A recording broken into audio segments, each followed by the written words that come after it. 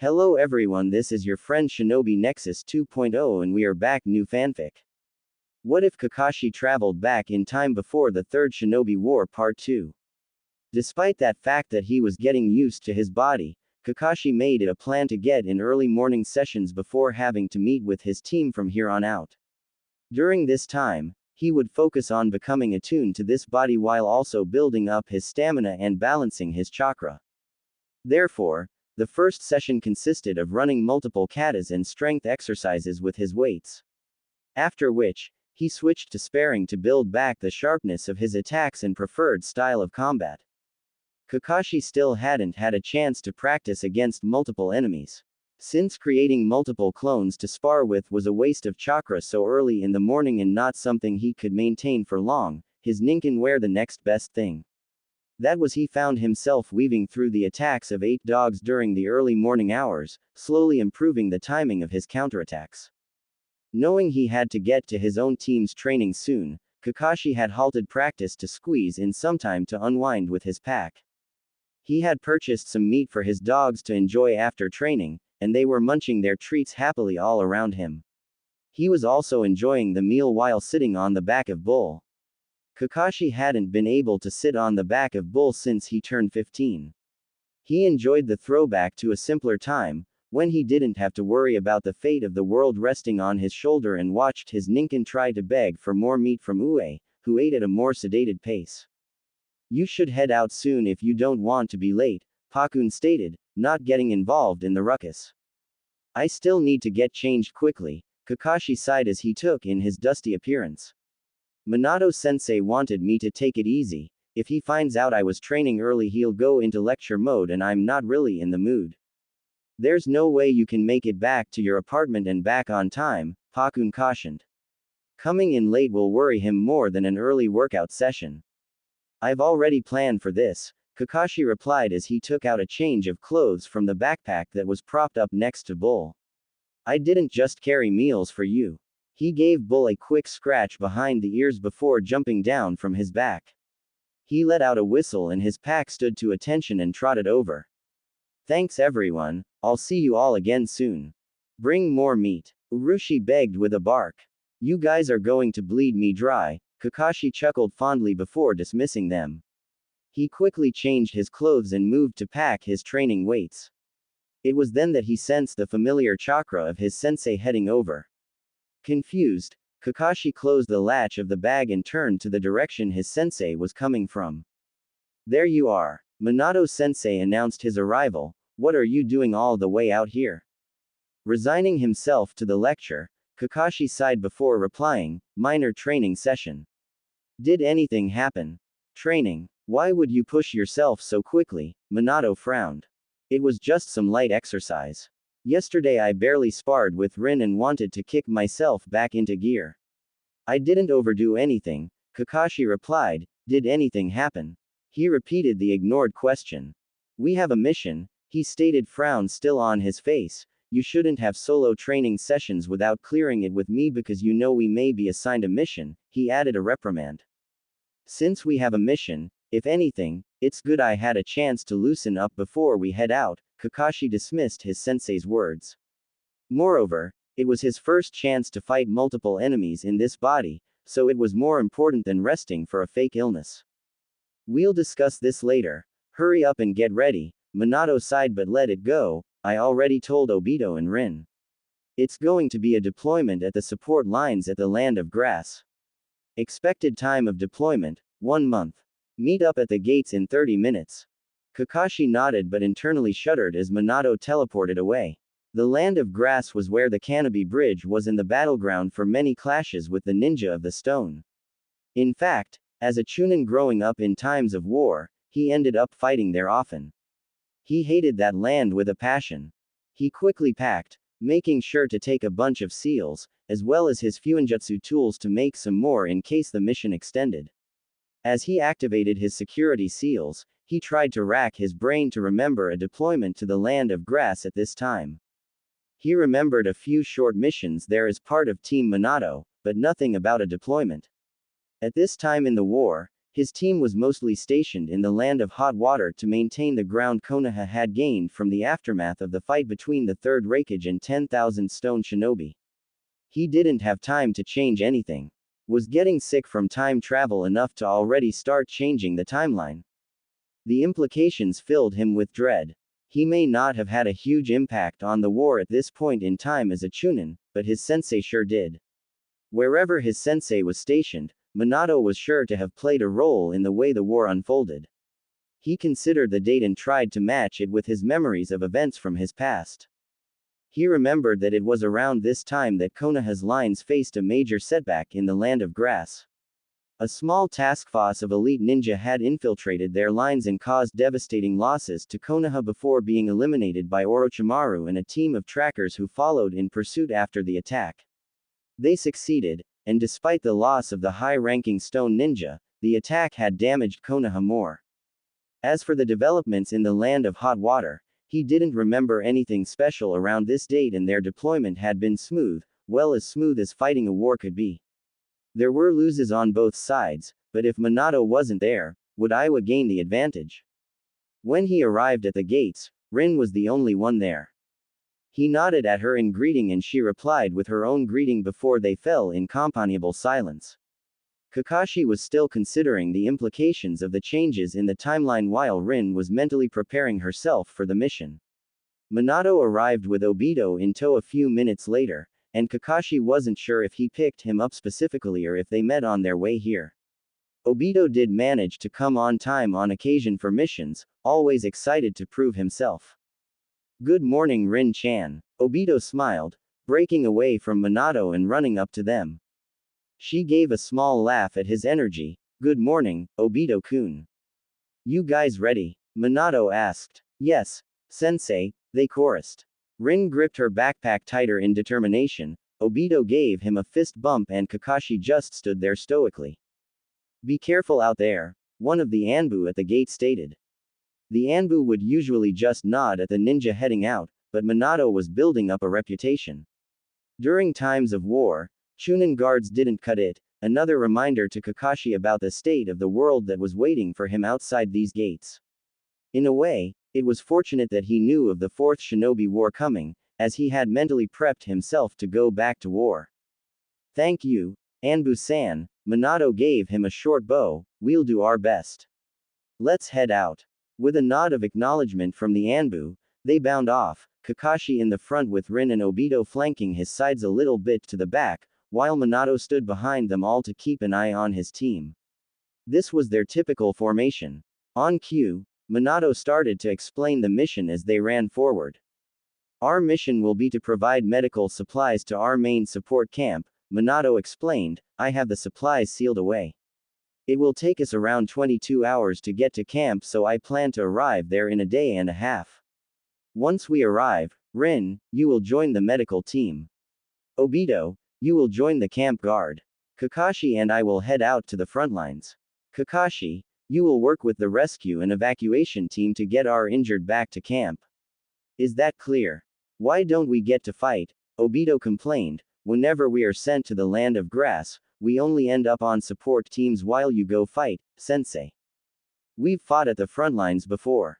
We can help." In the past, Kakashi chalked it up to Obito whining and being childish. However, he was able to pick up on the undertone of frustration for not being able to help more. Obito wasn't complaining because he felt guard duty was beneath him, he wanted to fight alongside others and protect his comrades. The Land of Grass is the main battleground with the stone and can get more chaotic than you're used to. Minato didn't berate Obito since he understood where the frustration was coming from. Kakashi used to think it was leniency. He really was blinded by his own set of code. Each one of us plays an important part, and only by supporting one another can we win this war. I'll get stronger so I can play a bigger role next time, Obito vowed in reply. I know you will, Minato nodded in encouragement. There was a major fight between the stone and cloud, right sensei? So, won't it be more quiet than usual? Or will there be a lot of ninja who are injured? Rin spoke up now that Obito has relaxed. It won't be quiet. The stone have a large number of forces and are still fighting strong in the Land of Grass despite their setback, Minato answered her truthfully. To answer your second question, yes, there will be a lot of our comrades being injured. They need to be healed, then sent back to the front lines as soon as they can fight again. We were originally supposed to be posted in the land of hot water, but there was a change of plans with Kakashi's illness. The main fighting is in the land of grass, so you must keep your guard up. That answered Kakashi's question. It took all his self-control not to curse loudly. He couldn't help but tighten his fist in anger, nonetheless. The advantage of his past knowledge won't be as useful if things were already starting to change. Moreover, how far into the future would he be able to rely on his knowledge? It would be more dangerous to operate on wrong information than no information at all. This was going to be trickier, and his self-appointed mission had just become exponentially harder. Will I be able to keep up with the pace of healing? Rin voiced her concern out loud, cutting through Kakashi's thoughts. Kakashi turned to look at Rin, along with the rest of the team.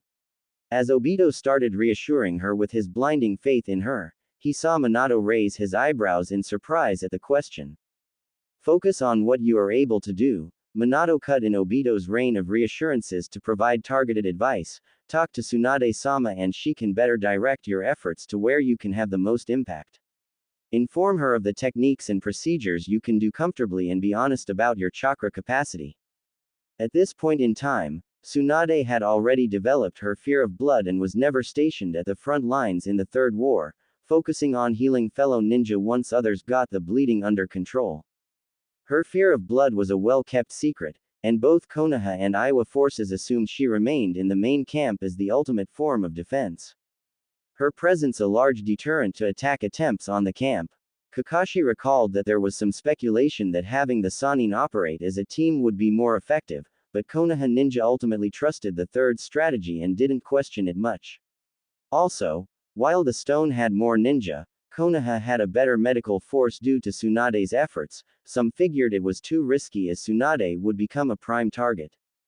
I should have taken your advice about maintaining my physical training more seriously. Rin wasn't fully appeased. She closed her eyes tightly to shake away the helplessness she was feeling. Kakashi knew she was recalling his words yesterday. Imagine if we're at the front lines and you heal ninja after ninja as they're carried in from the battlefield. After healing a few, you've exhausted your chakra pool because your physical energy is low.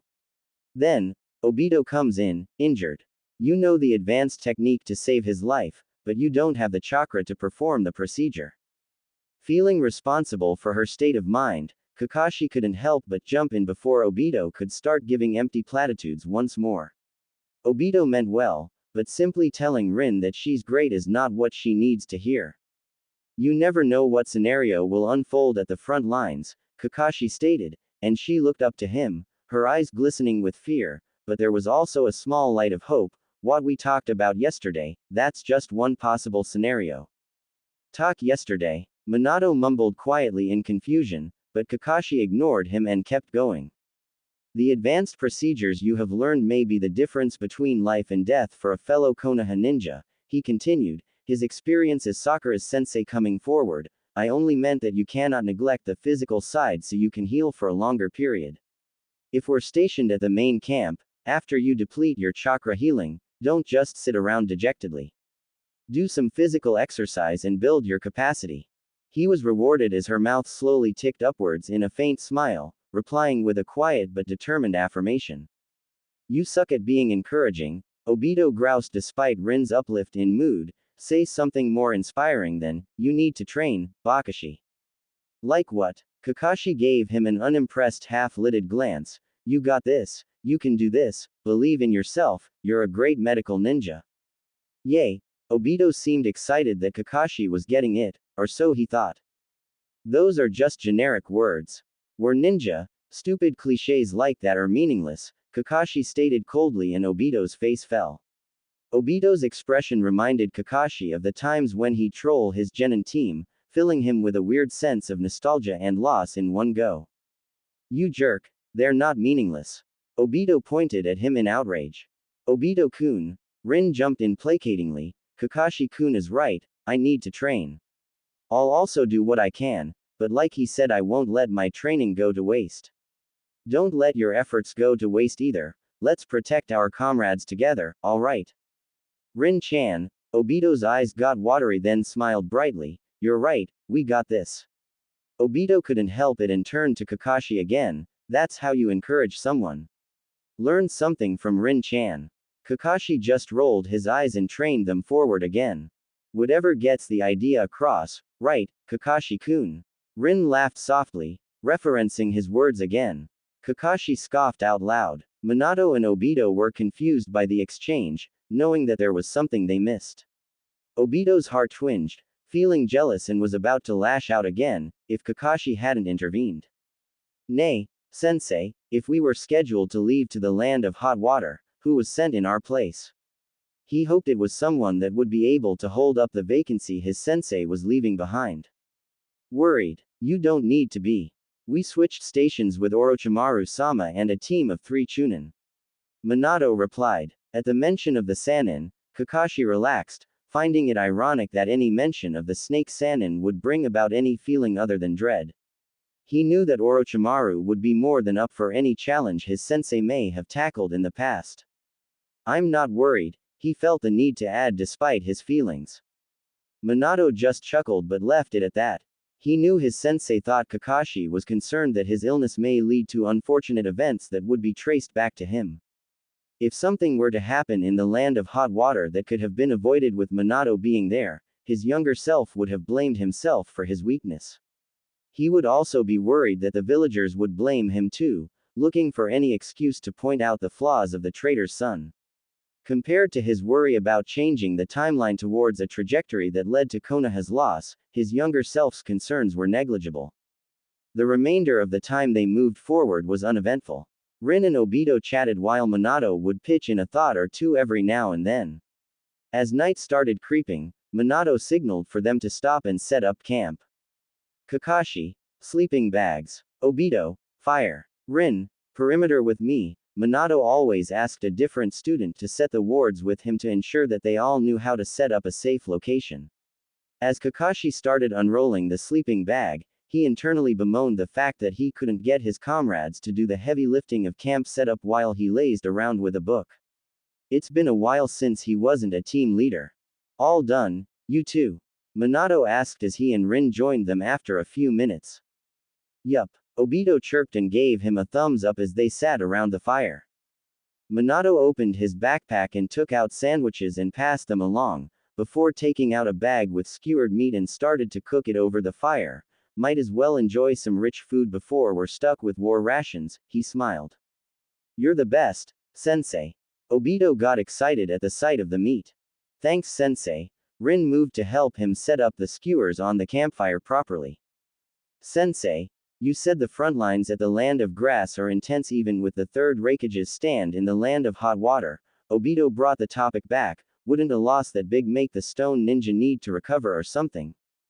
The land of stone have much more ninja than any of the other nations, Minato explained, that's why they're a force to be reckoned with. That sucks. Obito kicked the dirt lightly, if they didn't have that many ninja they probably would have pulled out of the war now.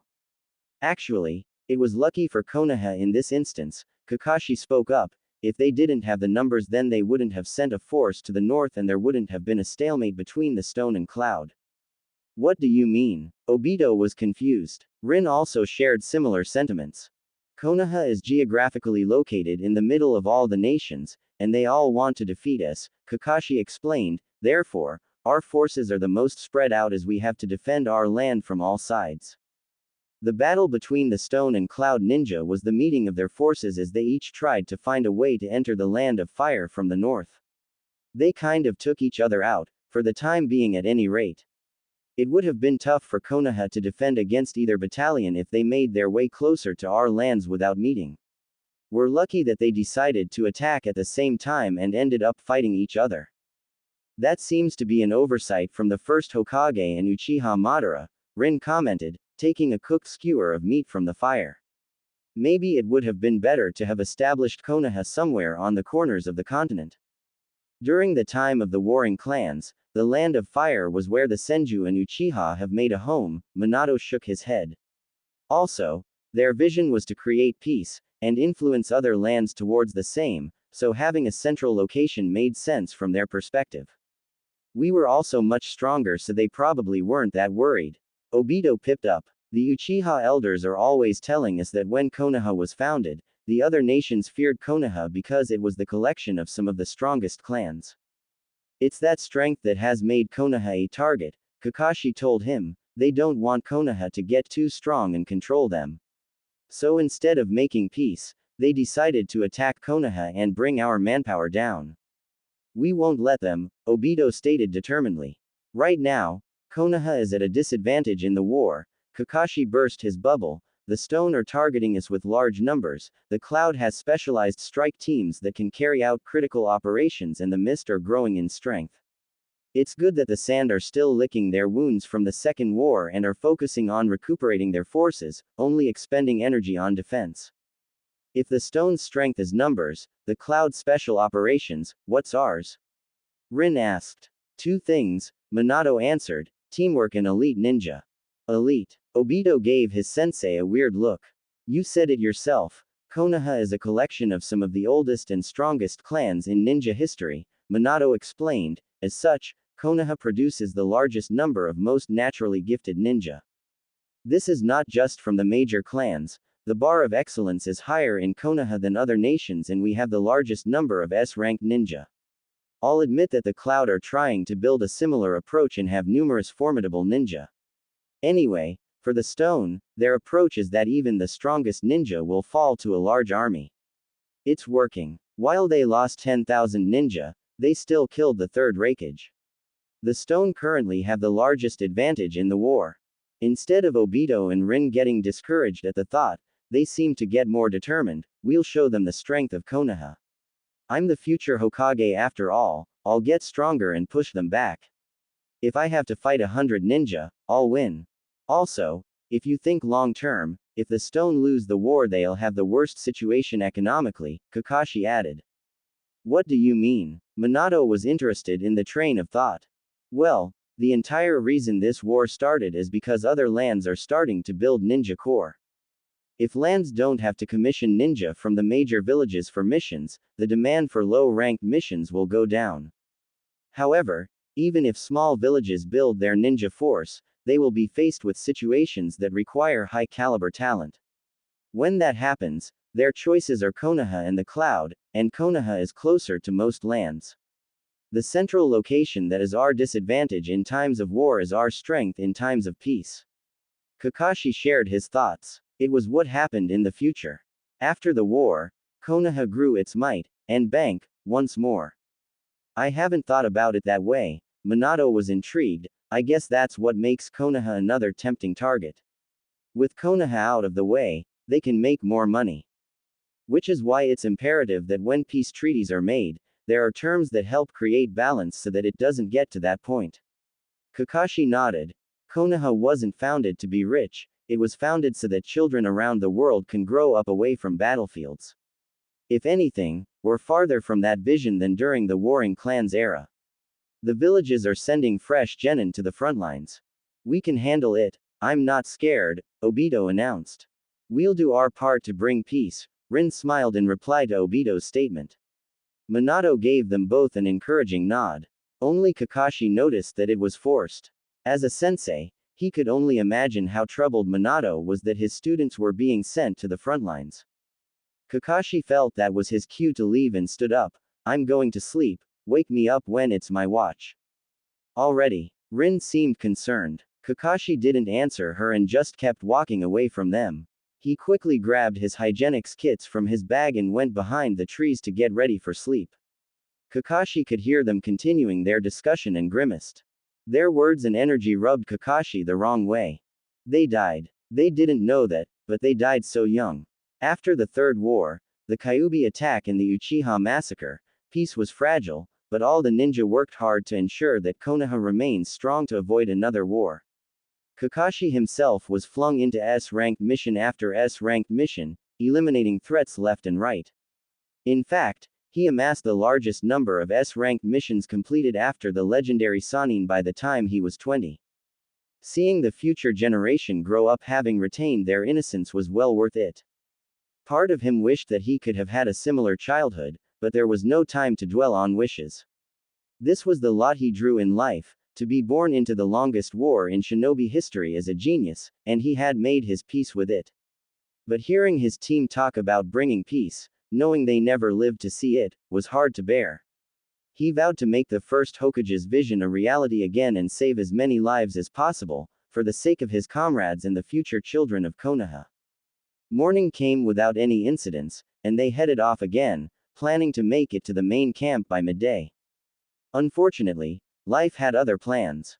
It was an hour and a half into their day that Kakashi sensed someone approach just as Minato called the team to a halt. "Stand by," Minato stated as he jumped in front of his team. "It's probably a Konoha shinobi since they aren't hiding their chakra, but stay alert." His students nodded and Minato moved a few branches forward, ready to intercept. A few seconds later, a shinobi appeared between the branches, his forehead protector and green Jonin vest identifying him as a Konoha shinobi.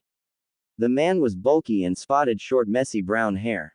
"Tanaka-san," Minato exclaimed in worry, given that the ninja in front of them was clearly injured, his left shoulder bleeding heavily and his right arm attempting to staunch the flow of a stab wound in his gut. "Minato-kun, of all the shinobi who could have been approaching, am I glad to see you," the man his sensei identified as Tanaka stated in short breaths. He seemed somewhat familiar, but Kakashi couldn't pinpoint where he knew this man. As far as Kakashi knew, this person wasn't a part of their ranks in the future. Kakashi figured probably dead in his timeline. Although, given that the man appears to be in his mid-40s, he could simply be retired for all I know. Rin moved to help but Kakashi stuck out his hand to stop her. "We must verify he's not an imposter." "Sensei. I'm not an imposter," Tanaka replied, weaving through hand signals that Kakashi recognized as Anbu code. He wasn't supposed to know Anbu signs at this stage so remained quiet. Identity verified, Minato spoke up for the sake of his team. He helped Tanaka-san settle on the ground and motioned for Rin to heal him. "What happened, Tanaka-san?" Now that Tanaka-san had found backup, he slumped in relief. "Ambush," Tanaka grunted as he removed his right hand to allow Rin better access to heal his stab wound. Kakashi was grateful to note that while painful, it appeared to be shallow. "My squadron was heading back to rest at main camp when 3A ranked ninja attacked us. I don't know how they managed to get this far behind our lines. The ninja are Ito Kato, Yoshida Kenji and Hayashi Haruki. They were also accompanied by B-ranked Morihina, who was providing support." Minato cursed and Kakashi couldn't blame him as he recognized the names. He wasn't sure if he had good or bad luck, but here he was in the middle of the event that led to mass losses in their backline. That said, he was confused. In the past they only learned of the ninja sneaking in their territory after they had attacked. As far as Kakashi knew, they still hadn't. Was it possible that Orochimaru's team headed out earlier, while their team was given a day's breather for him to get over his illness? If that were the case, then Orochimaru would have missed Tanaka-san and would have had to backpedal from the front lines to deal with the threat. That was the most likely scenario, and if so, their timing and early alarm could mitigate the disaster of that event. They needed to get word out quickly and foil the plan. "We're still 3.5 hours away from the main camp," Minato stated, and Kakashi moved through the seals to summon some of his pack before Minato could ask. After the smoke cleared, Pakun, Shiba, Bull and Urushi stood at attention. "Emergency summoning," Kakashi stated quickly and got down to business. "Urushi, I need you to head to the main medical camp of Konoha. It's 3 hours and a half, 32 degrees west from here. Tell them that there is an infiltration of a squad of A-ranked stone ninja. Ito Kato, Yoshida Kenji and Hayashi Haruki, they're supported by Morihina. Anything else, sensei?" "Yes, tell them that I moved to intercept them," Minato nodded. "Sensei, you're great but it's too risky, even for you, to take on that squad by yourself," Kakashi cried out. Internally he was panicking. Was it possible for his sensei to fall to the shinobi? Minato's sensei was stronger than each of these shinobi many times over, but it was 1 against 4. His sensei defeated 1,000 ninja, but that was still in a year, with more training and experience. "Don't worry, Kakashi-kun," Minato smiled reassuringly. I'm well aware of their specialties, I'm a terrible matchup for them. Please hurry, Urushi. Urushi turned to Kakashi, who could only nod in hesitation. Getting his summoner's go-ahead, the dog sped away at top speed. Kakashi had to admit that what Minato said was true and thought out loud. Kato and Kenji are sword specialists, Haruki uses stone golems and specializes in large-scale earth ninjutsu. Meanwhile, Hina is a medical ninja that also has a minor specialization in genjutsu. The squad tactic is probably Haruki-san manipulating people into positions on the battlefield that favor the sword specialists, while Haruki tries to disorient them further with genjutsu. If anyone gets injured, Hina can heal them so that they can keep going. That style is in line with the fight we just had, Tanaka verified, his breathing now under control with Rin's healing. We couldn't keep up and started losing ground. Since I'm the fastest, we switched to me escaping to warn someone. Yuto, Masato and Katsuki managed to intercept them as they tried to follow me. That was 2 hours ago. At this point in the tale, Tanaka cursed and slammed a fist in the tree bark, startling Rin and causing her healing chakra to waver for a few seconds. Nobody said anything, although they all knew it, his teammates were probably dead. Minato broke the few seconds of silence by addressing Pakun. Pakun, can you pick out the scent of the enemy ninja around Tanaka-san? Before Pakun could reply, Tanaka-san took out ripped cloth from his pouch. I snagged this from Kato. He held the cloth towards the dogs, who immediately jumped closer and sniffed the fabric. In the meantime, Kakashi continued his analysis, still concerned. Minato-sensei, you have the Rasengan, so the golems should be easy to destroy. You can weave around the sword specialists, attacks easily with Flying Thunder God. But the biggest threat could lie in their weakest member. If the other three keep you busy, a well-timed genjutsu can give them the opening they need. I agree, I will take out Hina first of all, Minato nodded. Once she's out of the picture, dealing with the rest will be much easier. Their attacks are more straightforward, and it'll be a matter of patience breaking through their defense. Kakashi let out a sigh, knowing he had to trust his sensei.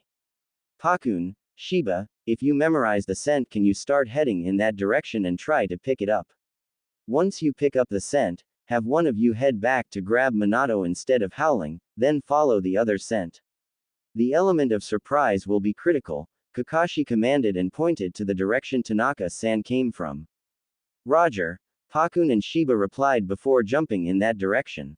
Before you go, sensei, there is a Konoha outpost 1 hour from here, right? Obito spoke up, a hint of fear in his voice.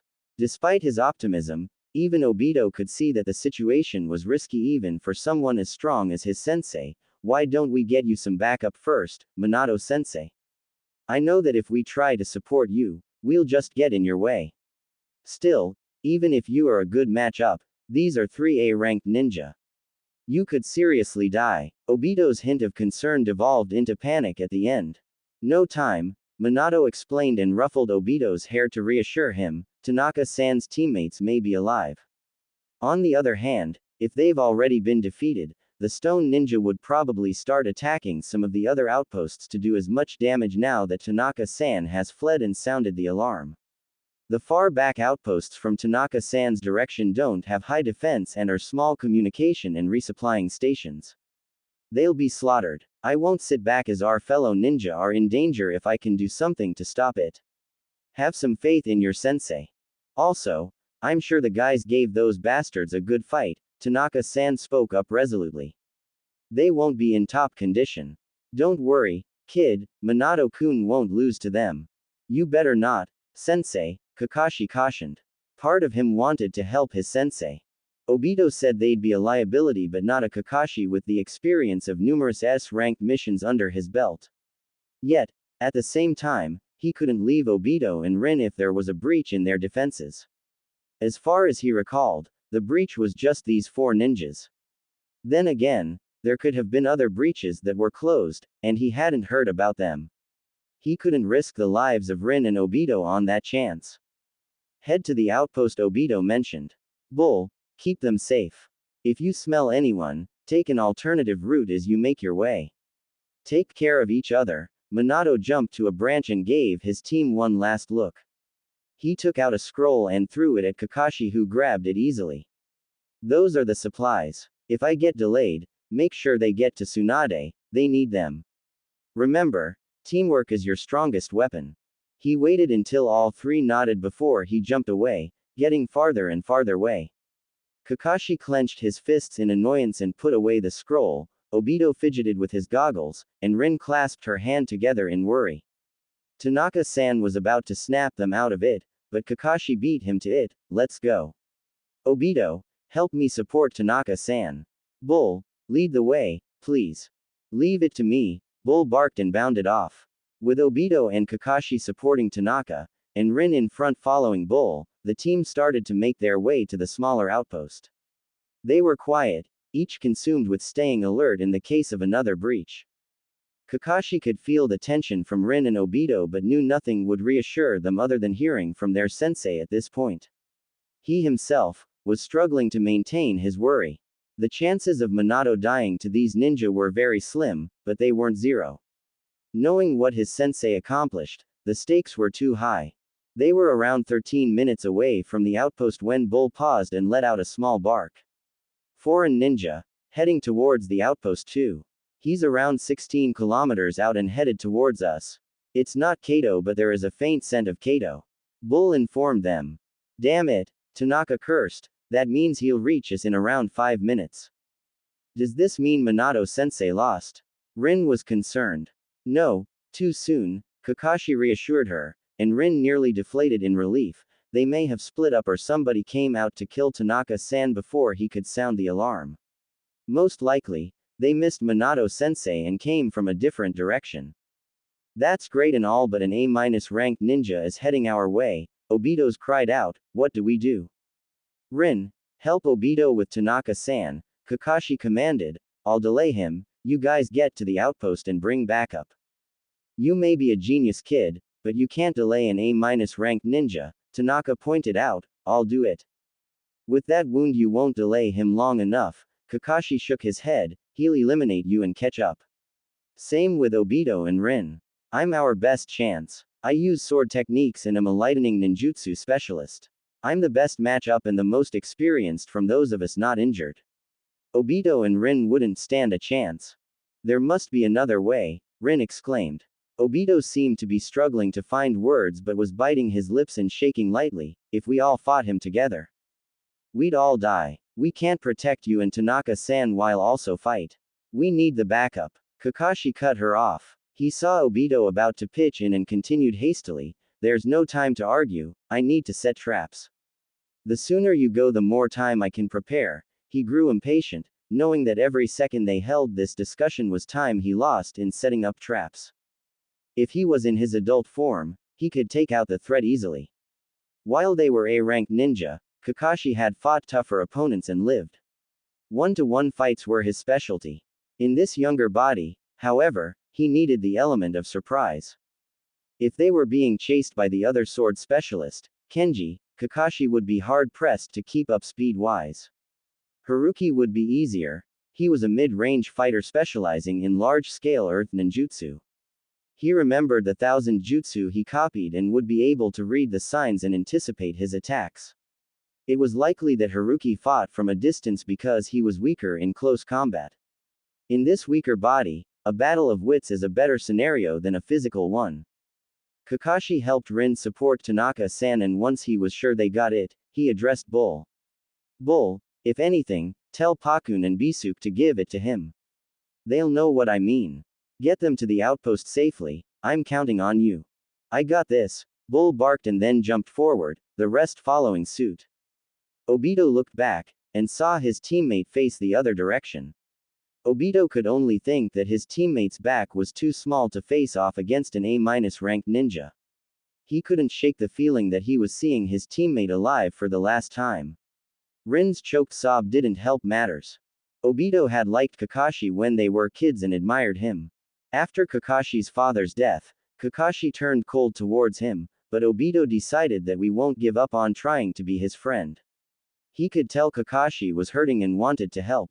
But then, Rin developed a crush on Kakashi, and his jealousy overrode his desire to become friends. As they bickered, The rift between them only grew. Still, a part of him still wanted to be friends. Obito felt that now, he would never have that chance. Before they could get far enough, Obito spoke up, his voice wavering even though he tried to sound brave. "We're getting that backup, so you better not die till then, Kakashi." Kakashi, without turning around, gave Obito a thumbs up and added resolutely, "I don't plan to." Obito closed his eyes in frustration, tears leaking out, but he faced the front again and kept moving forward. As frustrating as it was, and as dense as he sometimes acted, even he knew this was their best chance. "How long will it take for us to get back up?" Obito asked out loud. "Once we're 5 minutes from the outpost we can send out a flare signal to get help," Tanaka-san replied. "With that, we can have support here in around 15 minutes. It will take the enemy around 3 minutes to reach Hataki. Therefore, if Hataki can hold out for a little bit less than 20 minutes, there's a chance." Nobody voiced it out loud, but that was a long time for a Chunin to hold back an A-ranked ninja. The second his team moved ahead, Kakashi went into motion, setting up traps to hopefully catch the enemy by surprise. He decided to keep the seal on his stomach for now, opting for his natural balance as opposed to gaining access to more spiritual energy. If anything, if he got low, he could release the seal and increase his spiritual reserves. With that, he could stick to techniques that required more spiritual energy to buy more time. He only managed to prepare 2 traps when he sensed the enemy approach. It was time. Kakashi hid behind the trunk and waited for his enemy. After a few seconds, the ninja burst forward and Kakashi was able to take a glance as he passed him, identifying him as Haruki much to his relief. Kakashi cut the wire, releasing a rain of kunai and shuriken on his location. The man easily dodged backwards and closer to his hidden location. Kakashi manually triggered the explosives on the ground below, having forced him into that location with the first trap. Haruki cursed and jumped upwards to avoid the explosion, his back now exposed to Kakashi. Kakashi moved. He collected chakra at the base of his feet and launched himself forward, white saber unsheathed. Haruki sensed Kakashi, weaved his body to the right and ducked as Kakashi made contact. The saber dug through Haruki's upper left shoulder and sliced through his collarbone, making Haruki grunt in pain. Kakashi flipped midair to avoid having his back to his opponent and landed on the ground below. Kakashi examined the injury he gave Haruki and noted that it was less damage than Kakashi hoped to start off with, but the wound would slow Haruki down and impede him in close combat. Haruki glanced at his injury then turned to face Kakashi with annoyance clear on his face. Kakashi smirked and readied his saber once more, crouching down into a battle stance. "This is as far as you go, Haruki-san." Kakashi cut the wire, releasing a rain of kunai and shuriken on his location.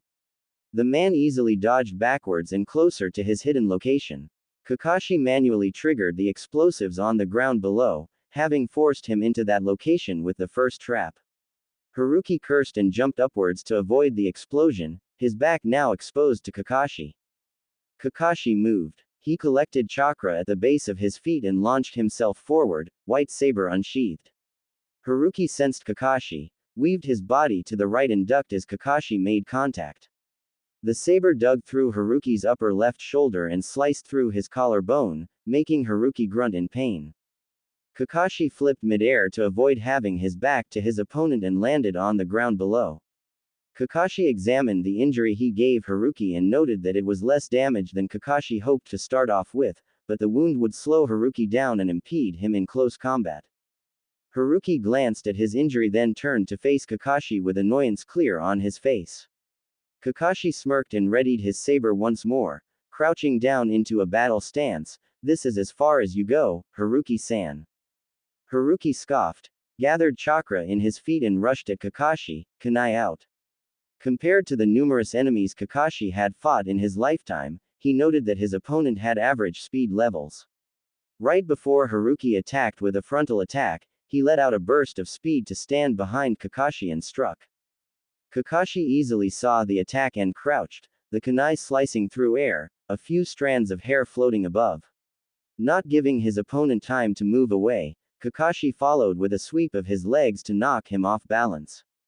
Haruki read the attack and flipped forward, above of Kakashi and landed in front of him.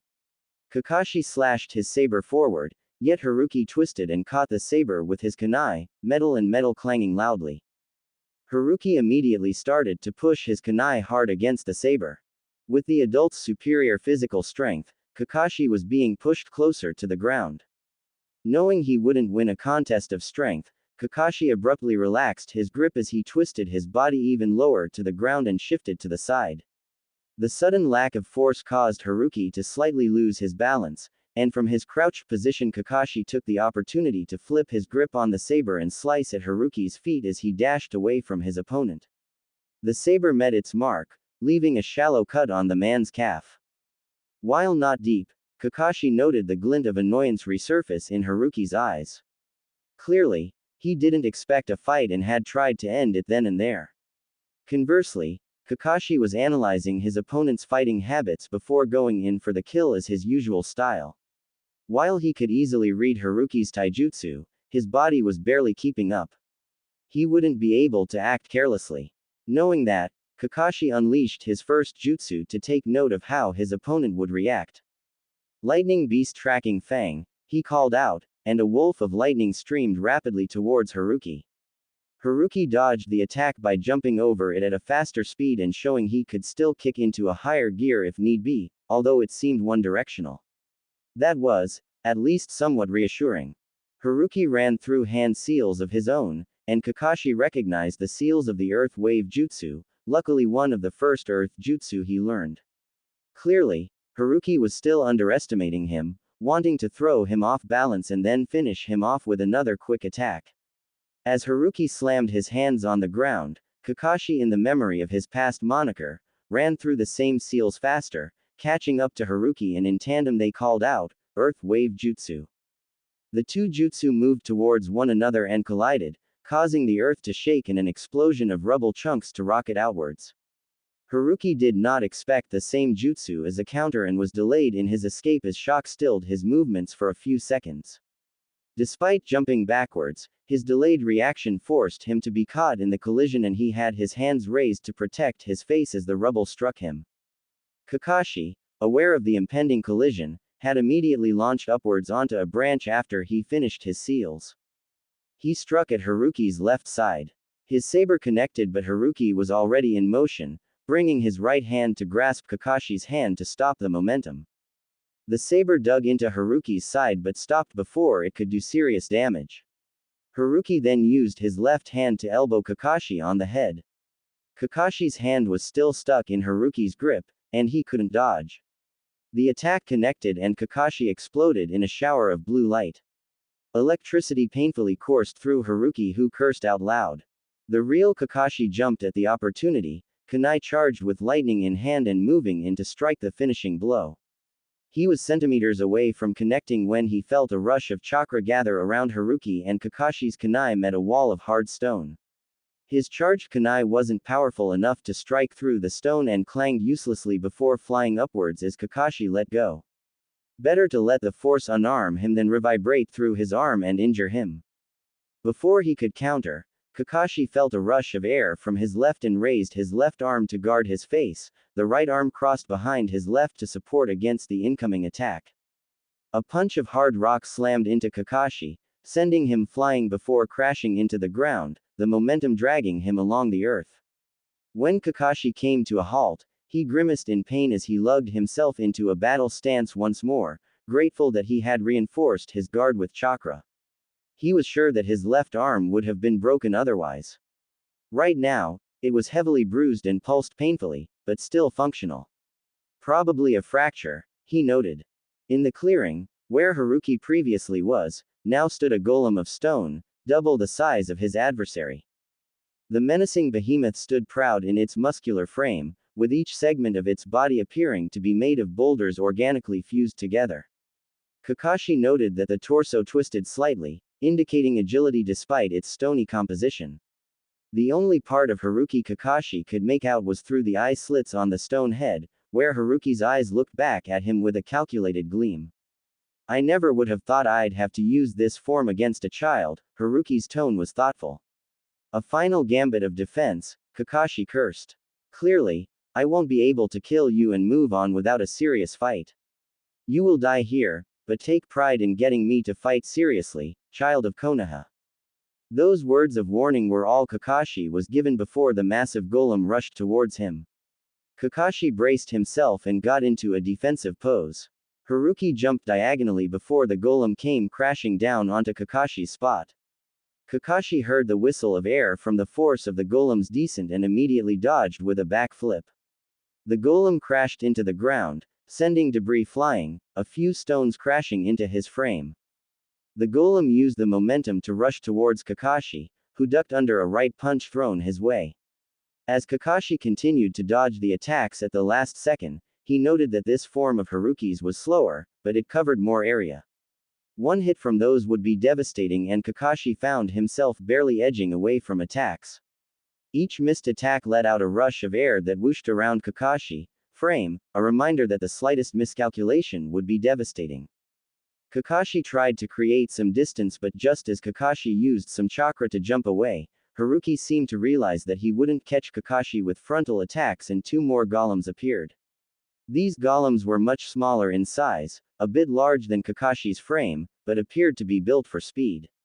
They also appeared to be controlled by Haruki remotely, as opposed to the behemoth. A sign that the jutsu was quite the chakra drain. Kakashi concluded that these were the golems the man was famous for using to manipulate enemies into certain positions. He would do so by overwhelming his opponents with the golems, attacks and coming in for the killing strike. Knowing that in a fight of endurance, Kakashi was at a disadvantage, he needed to deal with the golems quickly. As the golems came in to attack him, the behemoth prowling on the sidelines, Kakashi made his move. He brought his hands into the familiar seal, shadow clone jutsu. The two silver-haired ninja moved away from one another, remaining in parallel. As the golems got close, both Kakashi and his clone threw exploding tags at the rushing stone figures. The golems were barely damaged, only pausing for a second to resist the recoil of the explosion. However, Kakashi's goal wasn't to damage them, just buy him a few precious seconds to jump back farther away, widening the distance between them once more. The golems continued their rush, but this time Kakashi was prepared to meet them. As he jumped back, the original Kakashi had tied ninja wire to a kunai, throwing it to his clone while he secured the other end of the wire onto another kunai. Once they landed, they each held the end of the ninja wire cable and rushed forward to meet the golems head-on. As they ran forward, the two channeled lightning chakra through the wire, creating a weaker but usable version of his lightning cable jutsu. Kakashi's left arm screamed in protest as he focused on maintaining his position, his fracture flaring up in pain, but he didn't slow down. If the clone had taken the right side, it would have dissipated from the fracture, so he gave it the easier job. His clone should be thankful. Haruki noticed and manipulated the golems to evade by rolling to the sides, clearly trying to pincer Kakashi from the behind with the smaller golems while he attacked from the front. Yet, Kakashi and his clone quickly gathered chakra to their feet and jumped to the side, covering more distance than the golems' rolls did. With that maneuver, the four combatants were nearly standing in a single file line, with the Kakashis at the farmost positions. Kakashi observed that his wire would connect, but at the speed they were going it won't be enough to slice the golems, therefore, he and his clone gathered chakra in their feet once more before bursting forward at the same time. The lightning-charged wire connected. With the added speed boost, the strength was enough. The rock creatures were sliced in half and crashed into the ground, landing in a useless bundle on the ground. Kakashi disconnected the cable and clutched his left arm in pain, glad for the small respite to catch his breath. While it was weaker than his original lightning cable, lacking the sheer force and speed of Reikiri, the two smaller golems were built for agility not defense. Thus, Kakashi was optimistic his attack would work even if it wouldn't against the larger golem protecting Haruki. The man's curse was music to Kakashi's ears. For the first time since they started to fight, Haruki was clearly rattled. These golems were what earned him his notoriety, and they were defeated within 1 minute. Moreover, it took a lot of chakra to create golems that can be manipulated without chakra threads. Haruki wouldn't be able to create more of them easily. Kakashi was never one to play fair, and saw the opportunity to annoy his opponent further. Too bad Earth is weak to lightning, he shrugged casually. He was rewarded with an eye twitch. That said, he couldn't celebrate early. He was already around 65% down on his chakra, so dispelled his clone to save up on chakra. I need to end this soon.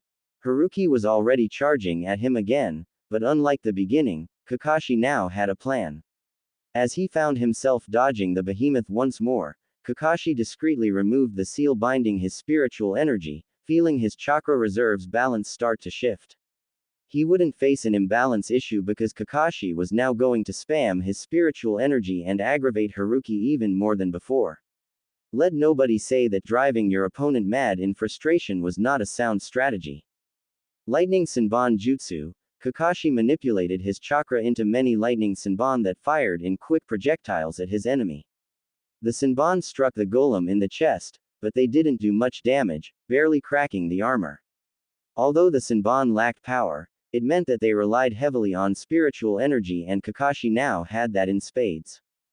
Haruki, however, was an A-ranked level threat, and wasn't going to simply try to crush his opponent with uncreative attacks. As Kakashi released the third volley of Senbon at the golem's leg, he heard Haruki call out, "Earth Flow Spears." Kakashi flipped upwards to avoid the first spear that came at him, using it as leverage to push himself to the side to avoid another. He ducked to avoid the third and felt a stab of pain in his right calf.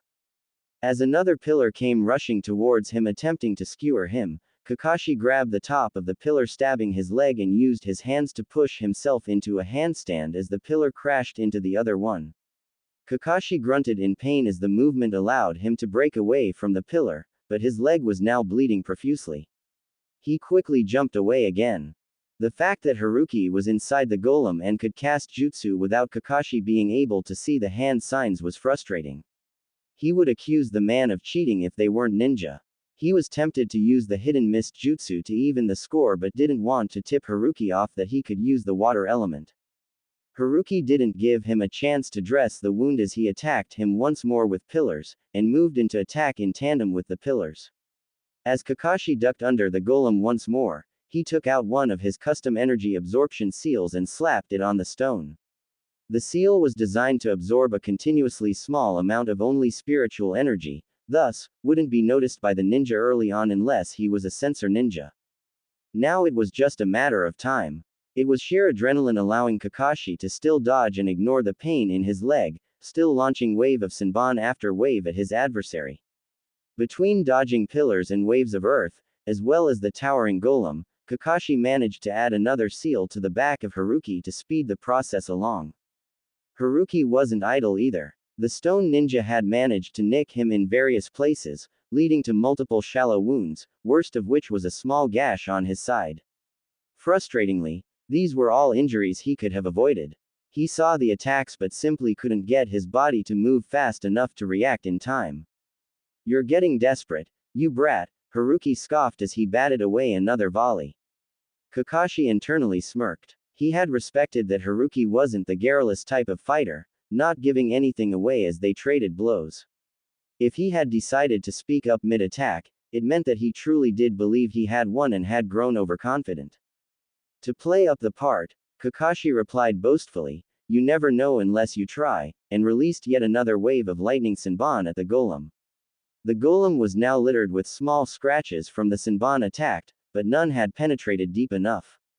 "You may think you have succeeded in delaying me, but someone with your aptitude for lightning jutsu will grow into a serious threat for the stone." Haruki continued the conversation while rushing in with a punch and completely ignoring the Senbon. "Therefore, killing you here before you can mature is just as beneficial." "I don't plan on dying, Haruki-san," Kakashi smirked as he jumped upwards to avoid the attack. It was at that moment Haruki launched another jutsu attack, Earth Dragon Bomb Jutsu. Kakashi observed the small cracks in the armor start to get wider. The golem jutsu was destabilizing. On that note, he immediately countered with ninjutsu of his own, Water Dragon Bullet. The jutsus collided in midair, releasing a shower of water and mud onto the combatant zone. "You still had the water element under your sleeve. How does Konoha keep pumping out geniuses?" The man grumbled, his voice giving away his frustration that the fight was still ongoing. This game of cat and mouse is over. Haruki gathered chakra at the leg of the golem, dashing forward and closing the gap between them. Kakashi jumped above the block but not quickly enough. His injuries had started to slow him down. Kakashi collided with the behemoth's chest and the slam rocked his body as he fell to the ground a few centimeters away. He rolled to the side quickly and righted into a battle stance but realized it was unnecessary. The force of his body hitting the golem's chest was the final nail in the coffin. The cracks made by the Senbon started to grow larger and crisscross all over the body as the balance of the jutsu broke. As the cracks connected, they grew larger and more rapidly. The golem creaked under the damage and fell to its knees. Haruki moved to dispel the jutsu to escape the now brittle rock, but Kakashi moved faster. Lightning Rod Jutsu, he muttered, channeling his lightning chakra through the pools of water the dragon collision had created. The pools of water that Haruki was now conveniently standing over. The pools of water that Kakashi had made sure to keep Haruki around, waiting for this moment. The speed of electricity was faster than Haruki and the electricity stunned him in place. Before Haruki could shake off the shock from the jutsu, Kakashi gathered his chakra into a familiar rotating ball and rushed forward and shouted, Rasengan. His sensei's jutsu connected and the golem completely disintegrated. Given the damage, the remainder of the golem's body was not enough to cancel out the Rasengan, which was still rotating strong and further collided into Haruki's chest. Haruki let out a gasp of pain before being launched away. Not wanting to risk it, as he had seen enemies get up after being hit by the Rasengan before, Kakashi followed suit. Haruki's flight halted as he crashed into a tree, but Kakashi was there to meet him before he recovered. Once in front of Haruki, Kakashi crouched down and released a devastating upwards kick, catching the ninja in his jaw and launching him into the sky. The jaw is a weak point because direct blows to it can shake the brain sufficiently, potentially causing a concussion intense enough to render a person unconscious. At minimum, it would cause the person to momentarily lose ability to move. Between that, the electric shock and the Rasengan, Haruki became a sitting, or rather, flying duck. Kakashi moved to jump, but knowing he was close to victory, the adrenaline in his body was fading. The pain in his calf shook his leg into a standstill. He became acutely aware of the throbbing in his arm and leg, the rapid rise and fall of his chest for keeping a pace his younger body wasn't used to, and the dizziness that came with blood loss. Not yet, Kakashi growled, shook away all the pain and launched himself to the sky, his brow sweating profusely as his body shook in fatigue. Right under Haruki, he kicked the man higher, then threw ninja wire to grab him and pulled him under.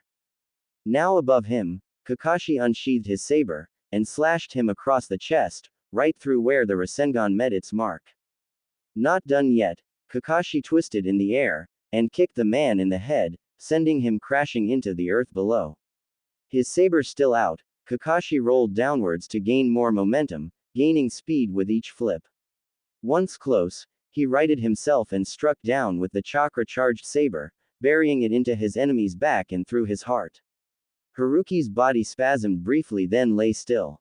Kakashi sat on top of his enemy's back, panting deeply, his hand still clutching his saber.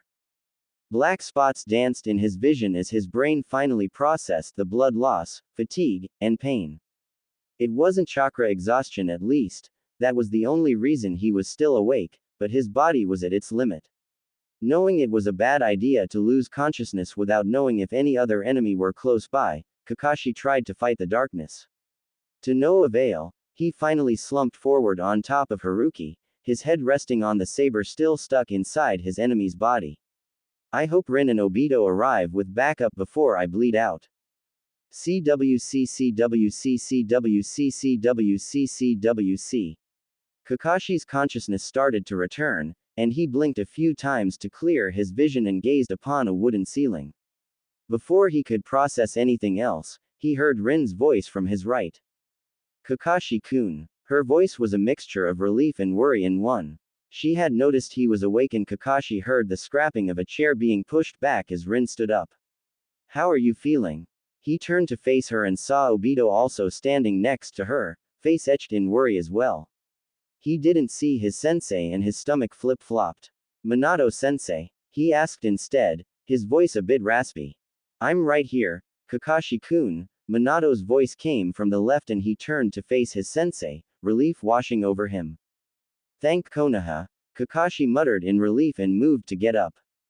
Rin immediately jumped in to help him sit upright. He winced as the wound in his leg pulsated, but otherwise Rin seemed to have healed him well. His left arm was in a sling. He had bandages wound around his stomach and smaller ones across his body. His leg seemed to be the worst of it. If slight movements hurt, he was sure he won't be able to walk on it right now. Once he was settled, Rin handed him a glass of water which he quickly gulped down.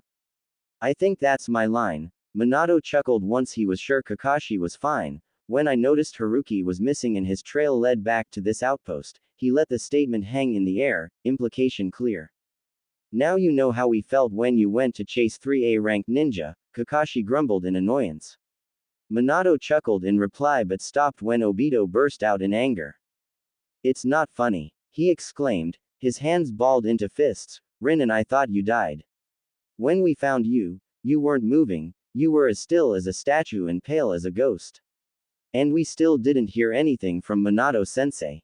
We didn't know if he was alive or not. Rin, Obito-kun. Rin's voice was soft as she grasped Obito's hand reassuringly, we're all safe now.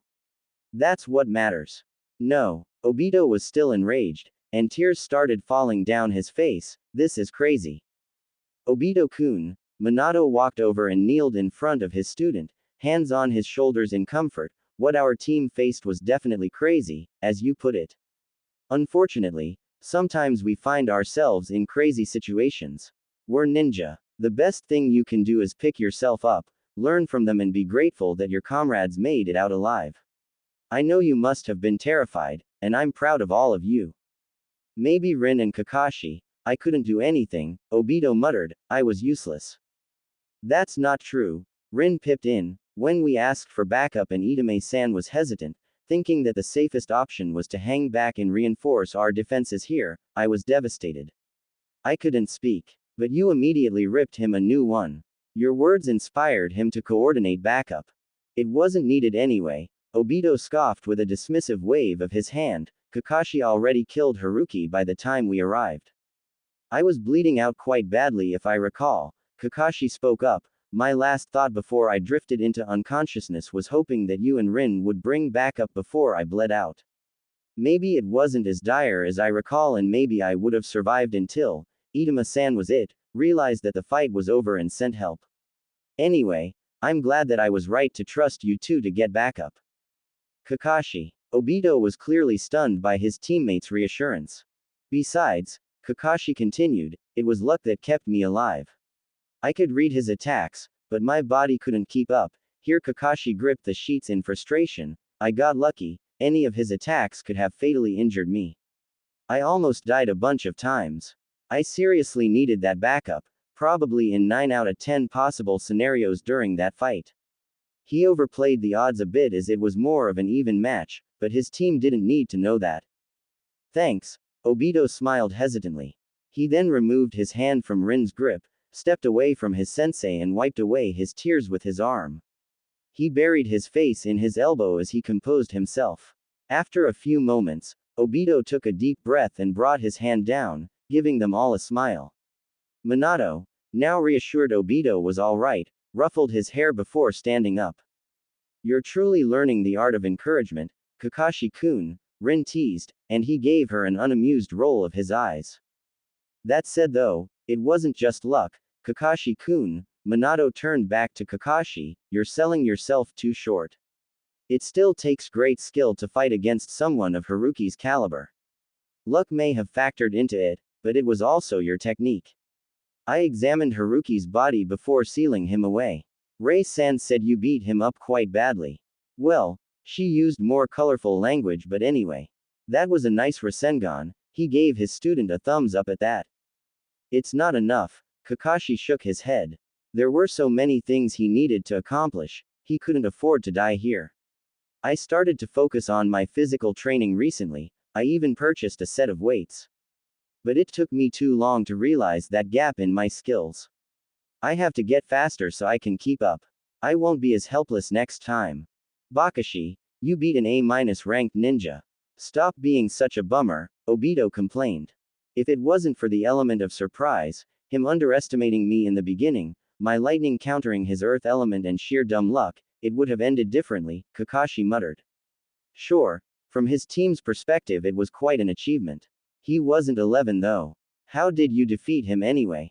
Obito pipped in, his previous worry now replaced with excitement for a good tale. Kakashi was about to reply but his stomach beat him to it and chose to grumble in hunger. He blushed behind his mask. We got caught up in the conversation. Rin exclaimed. You need to eat. I'll go get you some breakfast. Without waiting for a reply, she dashed outside the room. Why don't you go with her, Obito? Minato suggested. Also, be sure to pack up all our belongings because we need to still head out to deliver those supplies. You got it, sensei. Obito saluted him with a wide smile before chasing after Rin. I still want to hear the story, Kakashi. He shouted before leaving the room as well. The mission, Kakashi cried, we're late in delivering those supplies. Yes, but seeing as to how we stopped a behind the line invasion that could have been devastating, one more day isn't the worst thing. Minato winked at him before grabbing the chair and sitting next to Kakashi once more. I can't walk though, Kakashi spoke up, am I staying here? No, I'm going to carry you, Minato sighed. There was a debate to send someone else but with the breach, we don't know if there are any other ninja around. I have the best chance of beating whoever else may be here, so I need to be the one to take the supplies. That still doesn't explain why you're taking me if I can't move, Kakashi pointed out, won't I just be a hindrance? Maybe, Minato acknowledged with a frown, but I don't trust Itame-san with your care. Sure, I can understand where he came from, yet I won't leave you with a person that was willing to abandon you to your fate. It's only 3 hours to the main camp, we should be fine. Worst case, I'll summon the toads to take you the rest of the way. Kakashi refused to comment. He did think his sensei was worrying too much, but then again, he wanted to be with his team.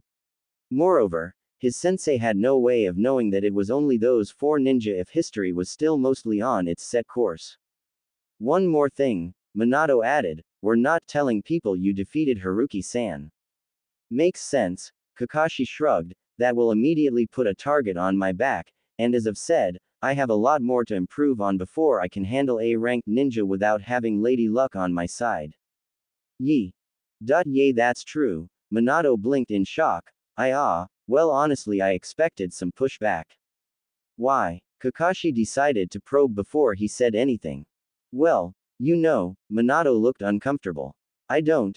Kakashi raised an eyebrow in faux confusion although he had an idea as to what his sensei was hinting at, that's why I asked.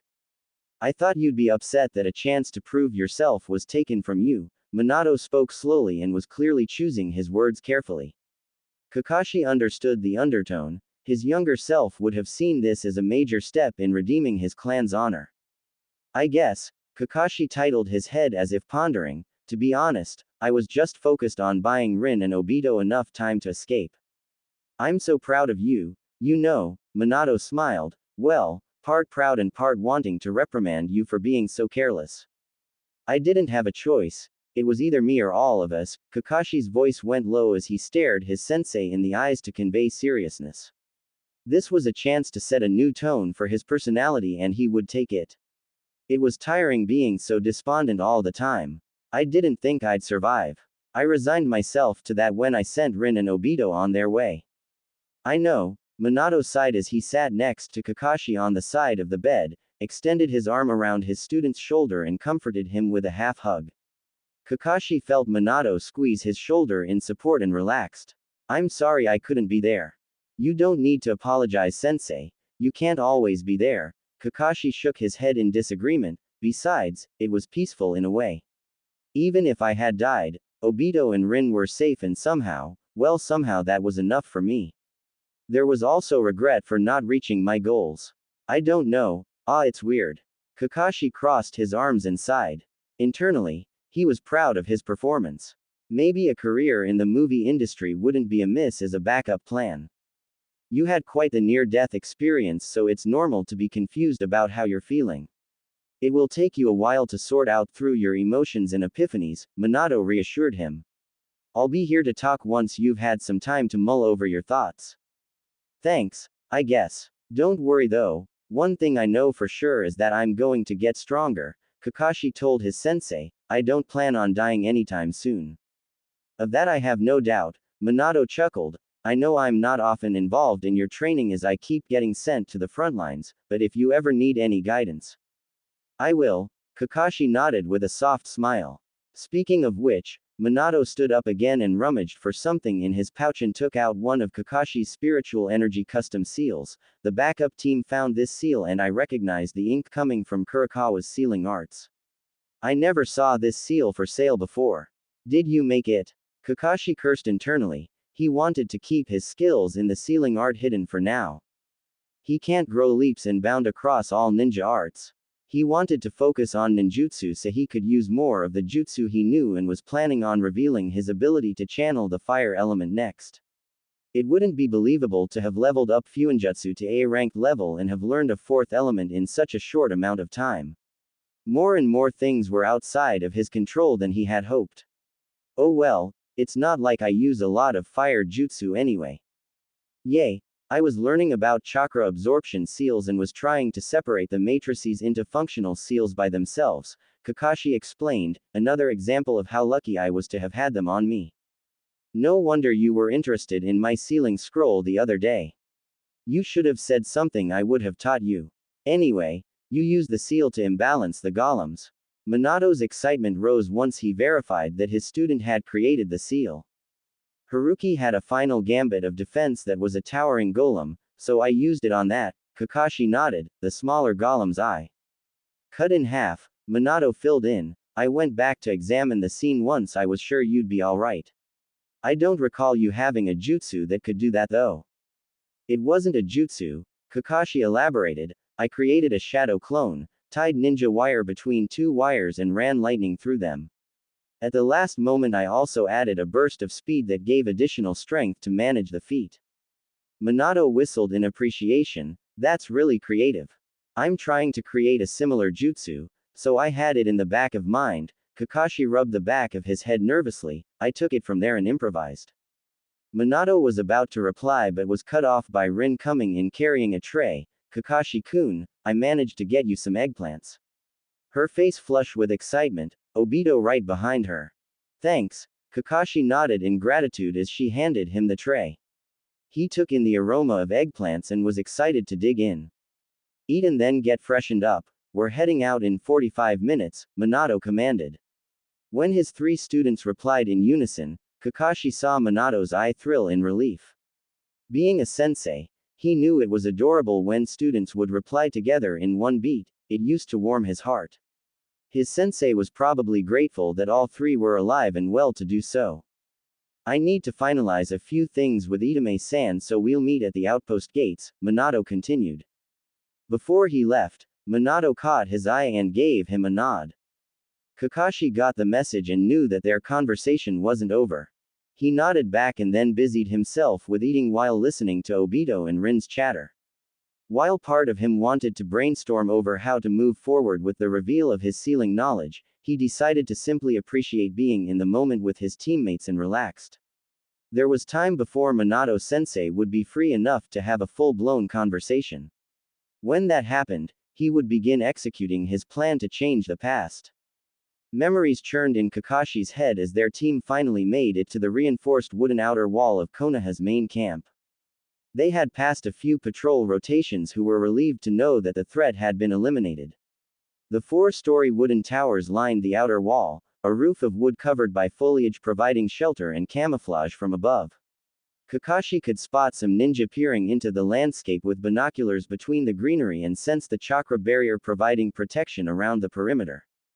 The barrier was actually designed and deployed by Kushina to detect any unauthorized chakra signatures, alerting to the presence of enemy ninja.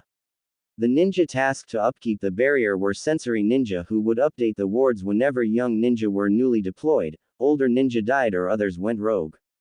Kushina, with the help of Minato, Jiraiya and Orochimaru, had also layered the wooden perimeter with reinforcement seals to strengthen them for further protection.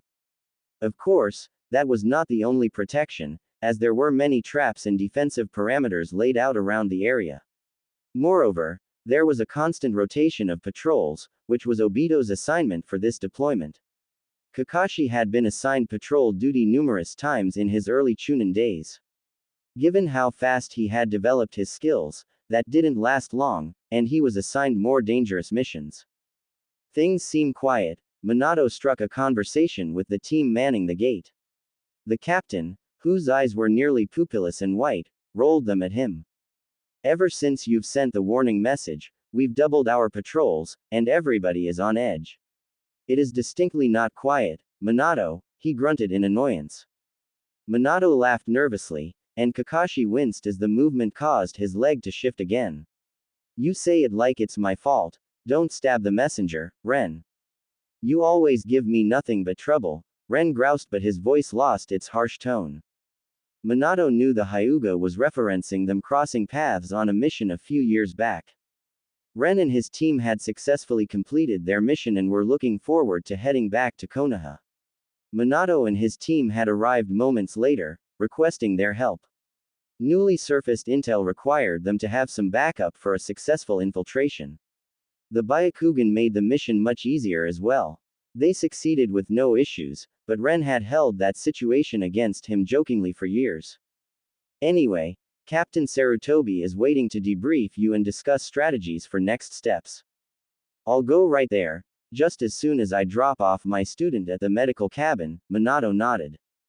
It's your head, Ren shrugged, but then his eyebrows shifted upwards as he realized something. Please tell me it's not your injured student that was assigned to us. With the double patrols we need all the ninja we can get. No, Obito will be the one joining you, Minato flicked his head towards his other student. Uchiha Obito, pleasure to meet you, Obito introduced himself loudly, puffing his chest up. Don't you worry, with me around we'll keep everyone safe. I see, Ren replied hesitantly, already worried about the prospect of having an energetic child on his roster. Follow me, I'll introduce you to your patrol team. Yes sir. Obito saluted him, gave his team a final cheery wave and quickly moved to follow him.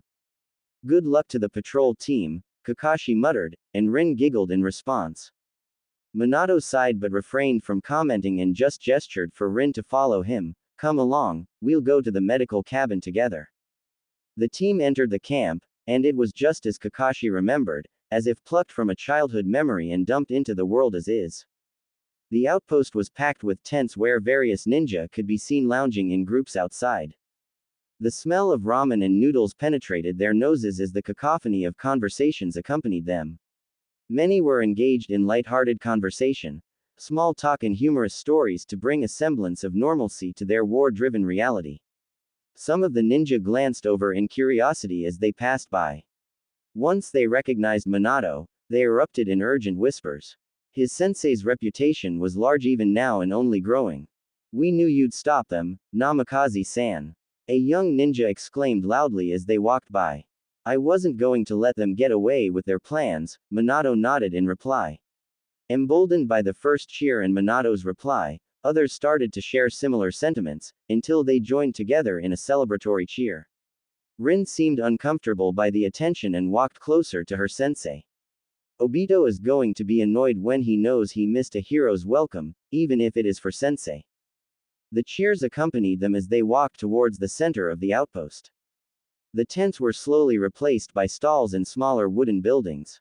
Over the 5 years of war, Konoha had invested in having civilian construction workers come over to build a few permanent buildings. Some civilians stayed to provide the forces with basic services, main of which were food stalls. Despite there being a dining hall and an official food distribution station, some ninja preferred a quick meal to avoid the hassle. Less common stalls provided entertainment such as books and cards, while other small buildings provided hygiene facilities from common baths to haircuts and grooming services. Kakashi knew they were close to the central area of the outpost as they approached the communication tower, and the spaces around them became mostly wooden structures.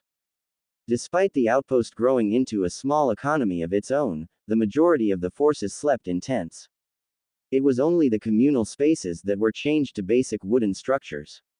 There was no character to these buildings, all simply cubes of wood and stone to provide basic shelter. The communication tower, which doubled as the command center, was the only structure with a unique shape, whereby it spiraled upwards to overlook the camp. Kakashi spotted some messenger eagles above enjoying the summer weather. Closer to the center, the cheers subsided. Kakashi knew it was because they were about to approach the medical cabin. The medical facility was the only two-story building in the camp, therefore easy to spot, and one of the first structures to be built. Kakashi spotted some ninja lounging around the building in varying degrees of worry. With the limited space, the protocol was to deliver the injured and wait outside while they were treated. The building's atmosphere was a contrast to the rest of the camp. While ninja tried to keep morale high across the camp, the medical facility was where their dead comrades were stored to be transferred back home when possible. Those who had remains that could be brought back at any rate. Some watched them approach, a sigh of relief at the implication, but they were in no mood to celebrate. The somberness deepened as Akunoichi started crying as a medical ninja updated her, face tight with remorse. Everything we could, but the damage was too extensive, Kakashi heard the medical ninja say as they walked closer. His body couldn't handle all the stress. I can take you in to say goodbye. The dead ninja's three comrades could only nod and walked in after the medical ninja. Minato was a few steps behind and was approached by a female medical ninja upon entry, with the red kanji inscribed in a circle on the top left of her medical coat indicating her to be a senior healer. Kakashi scanned the medical area and noted that there was no rush of new injuries, rather care and monitoring. It appears that no large skirmish had taken place over the last 2 days. That said, it was still bustling with medical ninja checking in on patient after patient or helping them with physiotherapy to get back on their feet as soon as possible. Namikaze-san, she nodded in greeting, I can take your injured student from here. She was scanning Kakashi to determine the extent of his injuries as she said this. Hello Myoji-san. I need to discuss a few urgent things with Tsunade-sama and my student has some things to contribute to that conversation, Minato replied. In the meantime, my other student, Rin here, is joining your team. Minato titled his head in Rin's direction. It's nice to see you in good health Rin-chan, Naomi Myoji smiled. Although Rin was typically posted in the land of hot water, she did train in Konoha's hospital, where Naomi was one of the instructors for upcoming medical ninja. It's been a while, Myoji-san, Rin bowed in respect, a smile on her face as well. Minato. Tsunade walked over. She had definitely heard the cheers and knew he had arrived. Glad to see you alive. Do you have those supplies? I'm glad to see you in good health, Tsunade-sama. Minato tilted his head in a small bow. He shifted Kakashi's entire weight to his left hand before using his right to unclasp one of his vest's pockets to reveal the sealing scroll with medical supplies and tossing it to Tsunade. Myoji, sort through them while I talk to Minato. She threw the scroll to her right-hand woman, give me a report of our updated stock afterwards. Of course, Tsunade-sama, Myoji bowed before turning to his teammate, follow me Rin-chan, I'll also get you settled in. You can tell me how much you improved so we can sort out your assignment. Good luck Rin, Minato gave her a reassuring nod. Rin didn't need it though, having the familiar face of Myoji seemed to make her relax. Falling back to routine, she followed her instructor as they walked further into the medical facility. There you are Minato, Shigeru Sarutobi had made his appearance as well, accompanied by 2 guards and his vice-captain, Inuzuka Gaku. Both ninja were formidable and had built a fierce reputation. Although they didn't have a flee on-site order like his sensei, they were seen as ones to fight with caution with their designation of S-ranked. Sarutobi-san, Inuzuka-san, Minato greeted the ninja. What's with the formalities? Inuzuka Gaku raised an eyebrow at him. Minato and Gaku have been paired up numerous times before, and to Gaku, Minato was like a light brother. Yes, Minato was stronger, but Gaku had been beside Minato through his rise and protected him during Minato's Chunin days. Minato chuckled in reply and gave him a wink. Drop your student off and let's go, we have much to discuss. Captain Sarutobi was all business. He has some things to add to the conversation, Minato replied. Can't you fill us? Sarutobi started, but Tsunade had lost patience. We're burning daylight. Let's just go to my office and discuss. I can heal the brat too, Tsunade said sharply before turning heel and walking away, not even bothering to wait for affirmation of her commands. Kakashi almost chuckled. Even though Sarutobi was technically in charge of the outpost, nobody dared challenge Tsunade. He watched in amusement as the shinobi around him just sighed or shrugged before chasing after her. Minato weaved through the hustle and bustle of medical ninja, careful to avoid bumping into anyone. They quickly made it to the stairs at the back left and towards Tsunade's office on the second floor. The office was simple. A desk was laid out at the center with 2 chairs set in front of it. Scrolls and logbooks were laid on top in neat stacks. To the left, there was a bookshelf filled with medical journals and a cork board that highlighted the positions and teams at camp. A number below each team indicated how many medical ninja were assigned to each in a way to keep track of shortage in personnel. To the right, Tsunade had set up a small examination bay for patients she wanted to check herself. Similar to her time as Hokage, there were no personal artifacts on display. When they all filed in, Tsunade closed the door and activated privacy seals. Alright, what happened? She asked the moment the seals went up. We intercepted a squad of elite rock ninja trying to make it to the other outposts to target our medical corps apparently, Minato began explaining as he moved to the examination bed on the right to lay Kakashi down. Tsunade came forward to assist, grabbing Kakashi by the back and thighs to lift him gently and set him down to sit on the side of the bed, legs dangling. Her priority was the injured, she could get the details once her patient was healed. Any serious lingering injuries? Tsunade asked as she scanned him from head to toe before she brought her hand to his slinged arm, palms glowing green. Right calf, Kakashi replied. He sighed in relief as she healed his arm. Rin had already healed the fracture on his upper arm, but there was still some lingering stiffness. As Tsunade's chakra washed over his arm, he felt his muscles loosen up around the fracture. What happened out there? Sarutobi was losing patience. On our way over, Tanaka informed us of that Ito Kato, Hayashi Haruki, Yoshida Kenji and Morihina had infiltrated our line, Minato started. Yes, we got all that from the summon. Your team escorted Tanaka to Outpost 12 and you moved to intercept. What happened then? Tsunade sighed impatiently as she moved her hands away from Kakashi's arm and took off his sling. As Minato began providing details of his pursuit, Kakashi tested his arm by moving it up and down, noting it was 100% healed. Thanks, he stated quietly to Tsunade, who distractedly nodded, focused on Minato's update. Kakashi listened as Minato described his fight without going into too much detail. As they had discussed before, his sensei left them to hunt the stone ninja. He had killed the genjutsu user in a surprise attack before they knew he was there. Afterwards, it seemed to devolve into a fight of speed and tricks. Despite the 2 sword users covering for one another masterfully, they couldn't keep up with Minato's constant teleportation and creative fighting style. They eventually fell to his sensei without Minato sustaining much damage. Is Haruki still at large then? Shigeru asked with worry. No, he's also dead, Minato shook his head. With that announcement, the relief in the room was palpable. One of the guards even relaxed his stance. Minato unclasped more pockets at the front of his vest, revealing 4 body-sealing scrolls, 1 for each ninja. These were some of the top ninja of the stone. Anything they can learn from examining the bodies could provide an advantage. Alright, so what happened? Yaku asked as Minato placed the scrolls on Tsunade's desk, his tone lighter now that the imminent danger had passed. Lie down so I can check the rest of your injuries, Tsunade ordered Kakashi with a lower bark than what he was used to. With the reprieve from the tail, Tsunade took the chance to finish healing him. As Kakashi obeyed, he felt a pang of sadness in the difference between the Tsunade of his time and the one in front of him. She still had her fiery disposition, but it was somehow muted. He had come to know Tsunade as his confident and fearsome Hokage.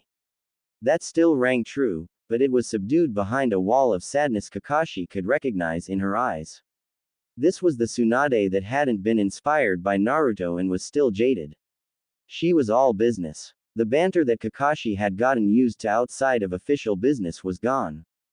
When his students left to pursue their training, Kakashi had continued his role of protector of Konoha, taking on some of the most dangerous S-ranked missions. As such, he had developed a relationship of trust and mutual respect with Tsunade. So much so that she would call him into his office for advice on occasion, along with Nara Shikaku. In an unofficial role as advisors. He didn't blame her for not seeing eye to eye with the council, who were still stuck in the old ways. Shikaku had confided in him after Tsunade fell into a coma that she was grooming Kakashi as her replacement, but Danzo had gotten his way and wormed his way to the hat. Kakashi would make sure that neither he nor Danzo would bear that responsibility, but that Minato would live to see it through. After sealing their bodies, Kakashi's dog summons began tracking Haruki's scent. It wasn't long before we realized that Haruki had doubled back to Tanaka-san. It was clear he was trying to eliminate him before he could spread the word. Frustration leaked in Minato's voice for the first time at this point. Clearly he caught up, Tsunade commented whilst removing the wrapping from Kakashi's leg. What happened, kid? Shigeru shifted his attention to Kakashi at this point, who was resting on his elbows to prop himself up and keep eye contact with everyone in the room. My other summon who was with us sensed Haruki chasing us. We weren't close enough to the outpost to make it before he caught up. Tanaka-san was injured, so I sent Obito and Rin to take Tanaka-san to safety and bring backup while I delayed him. I'm sorry. Tsunade's voice grew agitated, and she moved back to give Kakashi an incredulous look. You thought it would be a good idea to intercept an A-ranked ninja by yourself. Do you have a death wish? I didn't have a choice, Kakashi shrugged. Like hell you didn't. Tsunade's voice grew louder and she smacked him lightly on the head.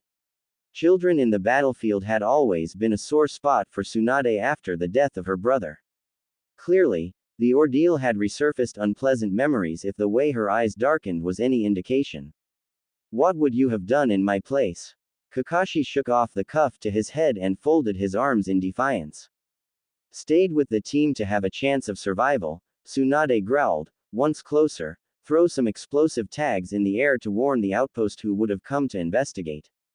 That idea has a higher chance of getting the entire team and backup killed, Kakashi stated, staring up at Tsunade challengingly. With my approach, there were better odds of overall survival. What about your survival? Tsunade asked him, placing her hands on her hips and leaning forward to glare in his face. We're ninja, Kakashi replied resolutely, refusing to get intimidated.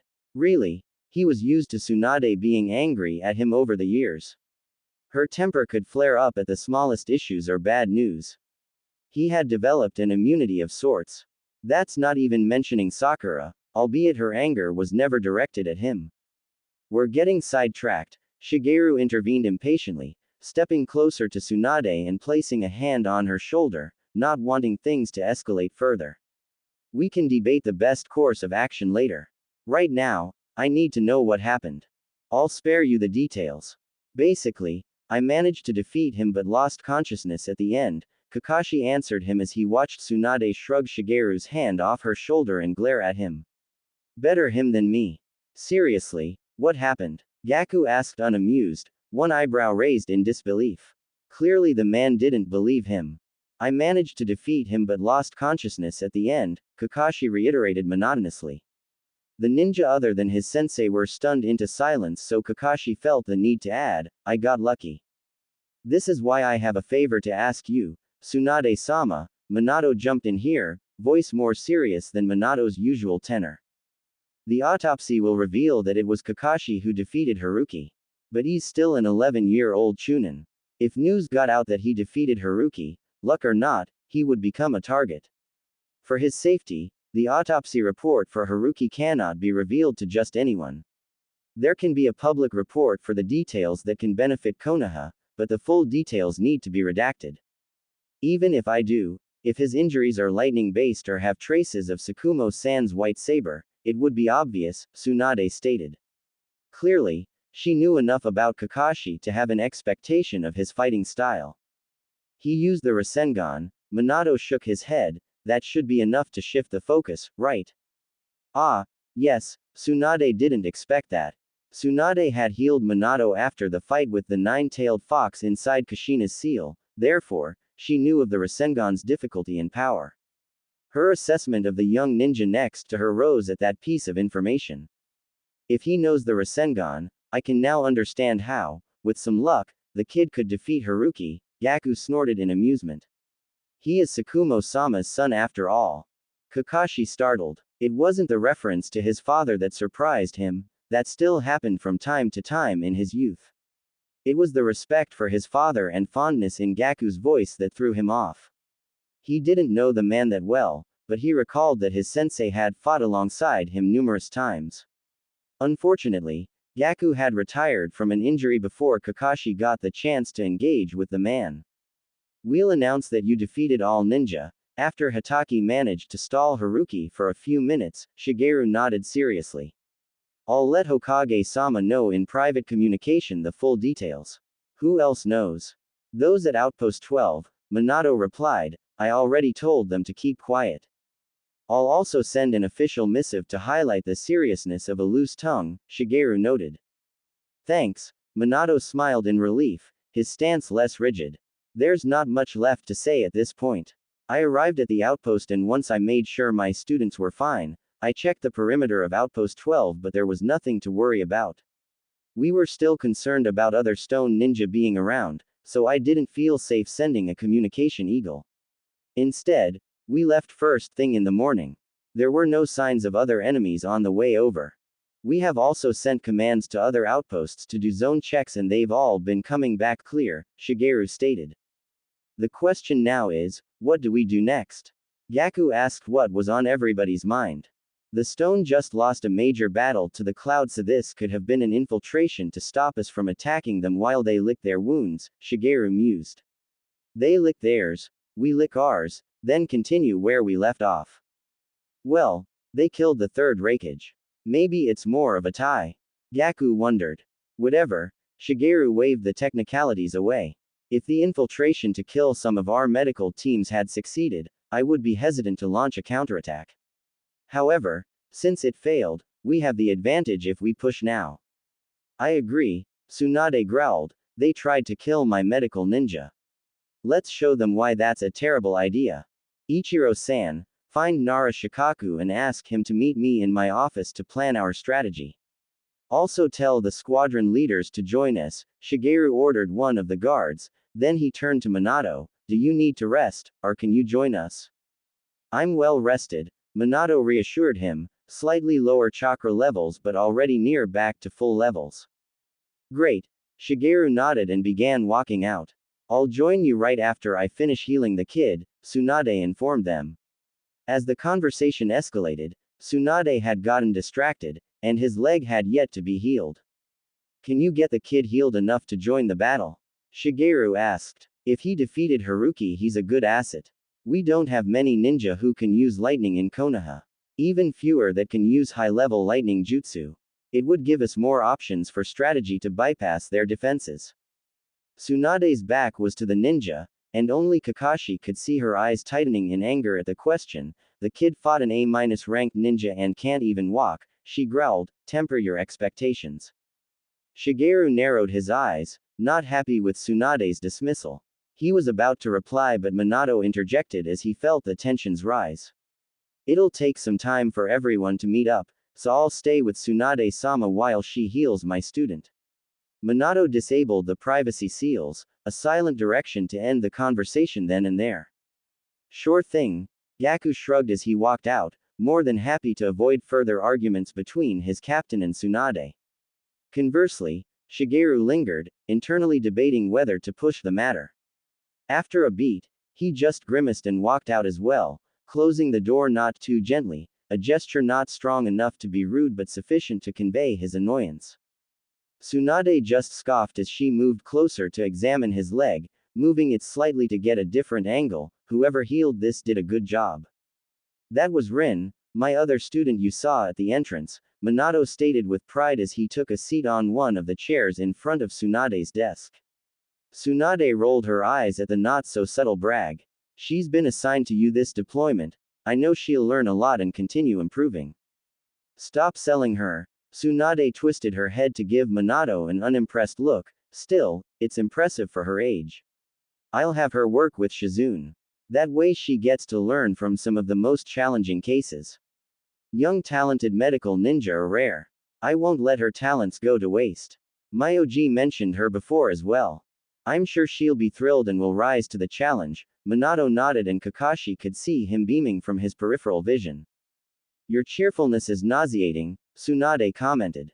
Watching his face fall made Kakashi tempted to tease his sensei, but he knew that he still needed to work on his personality change before he could do so. You'll need 5 days to recover before you can go back to duty, but it should completely recover, Tsunade stated as the green healing chakra faded away. Can't it be healed sooner? Kakashi asked as Shiru wrapped his leg. While healed, the patch of skin was pink-toned and still tender. So you can go risk your life again? No, Tsunade shot him down immediately. I'm on the transport team, I need to help bring back our injured comrades. Kakashi didn't back down. Look kid, I can heal it on the spot, but you're still a child, Tsunade informed him. Your body is still growing and straining it, then healing it before straining it again isn't conducive to your physical growth. Just this once, Kakashi pleaded. He knew the upcoming fight would be a new shift in the war. He can't predict what the outcome would be. For all he knew, the stone would send their Jinchuriki after the failed mission and his sensei would sacrifice himself to defeat them. It was far-fetched but not outside the realm of possibility. He couldn't sit here. He gave his sensei a pleading look to help him. Minato simply inclined his head forward in a short nod, a message to Kakashi that this was his fight. Kakashi knew part of his sensei agreed with Tsunade and was relieved he wouldn't be fighting in the upcoming skirmish. He understood that his sensei had come close to losing his students and was more worried than usual. He understood. But that didn't stop him from glaring at him. Minato gave him a smile in response, clearly unaffected by his student's harsh gaze. Why? Tsunade asked him curiously as she finished wrapping his leg. Haven't you done enough for now? Haruki is one of the most formidable earth ninjutsu users and my jutsu was effective, Kakashi replied, looking at Tsunade again. Don't worry, I don't have an inflated ego after defeating him and I know my limits. Still, if this skirmish can put Konoha on a faster trajectory to victory and an end to this war, Konoha could use my lightning jutsu to tip the scales. I'll be safe. I won't take unnecessary risks. If I sit here and learn that I could have made a difference, I won't be able to forgive myself. You can help Konoha by surviving and getting stronger, Tsunade responded unapologetically. She stood up and moved to leave. Desperately, Kakashi called out to her, I'm not Naoki-kun. It was a low blow, to use her brother. Yet, the fate of Konoha rested in his hands. He couldn't afford to sit back. Tsunade startled to a stop. Minato's eyes widened. The temperature in the room dropped. Nobody dared to move or speak. Kakashi saw Tsunade clench her fists, face bowed downwards and heard her breath quicken. He felt guilty as he saw his future Hokage having a severe emotional reaction.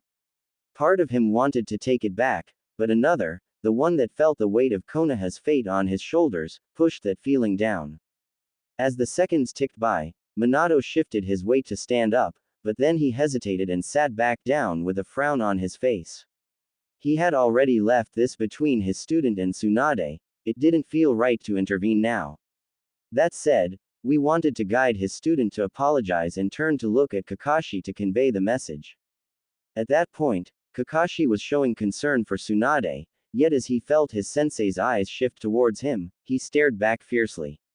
He wasn't backing down. If Minato was uncomfortable, it was his own fault for refusing to help.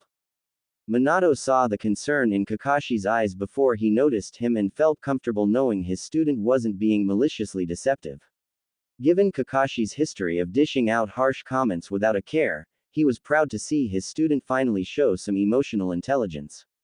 He briefly wondered whether it was the near-death experience or a sense of connection to Tsunade's tragic past that brought forth this gentler side of his student that he hadn't seen before. When Tsunade's breath relaxed, Kakashi took it as his cue to speak up again before she could begin yelling at him. I'm sorry, Kakashi spoke up softly, apologizing for the hurt he had caused her with that simple statement. I truly am sorry, but I am not Naoki-kun, Tsunade-sama. I can't predict the future, so I can't promise you I won't die. But I have a lot of things I need to do, and I don't plan on dying before I accomplish them. Therefore, I can promise you that I won't risk my life carelessly. I really had no choice yesterday, but I won't run into crazy danger if there is another option. Just this once. I promise. Kakashi knew he had to take calculated risks to change the future. Dying without acting on his future knowledge was not something he wanted to entertain. Therefore, this was a promise he felt comfortable making. This was a promise he could keep. Tsunade continued to give him his back and refused to acknowledge Kakashi's words. The room was shrouded in silence once more. Unlike the first bout of silence, Tsunade was calmer, and it was clear that she was mulling over Kakashi's words. After some time had passed, she took a deep breath before turning to face him. Kakashi noted that she was biting her lips in frustration and his guilt bubbled again. You promise you'll be careful? She asked hesitantly. Kakashi's heart skipped a beat in relief. I promise, he nodded, his eyes shining with determination. Tsunade sighed and the hesitation in her eyes faded away as she walked towards him again. The only sound was her heels clicking as she took a seat beside him once more. Without a word, she cut the wraps off with the chakra scalpel technique. With a few more seconds, Kakashi felt his calf muscles stitch back together and Kakashi marveled at her speed. He had been healed by her numerous times, but he had never seen her rush a healing as fast as she did now. Clearly, she wanted them to leave as soon as possible. She moved his leg around to test and nodded once she verified all was well. Thank you, Kakashi said. She didn't acknowledge his words, just waved him to leave her office.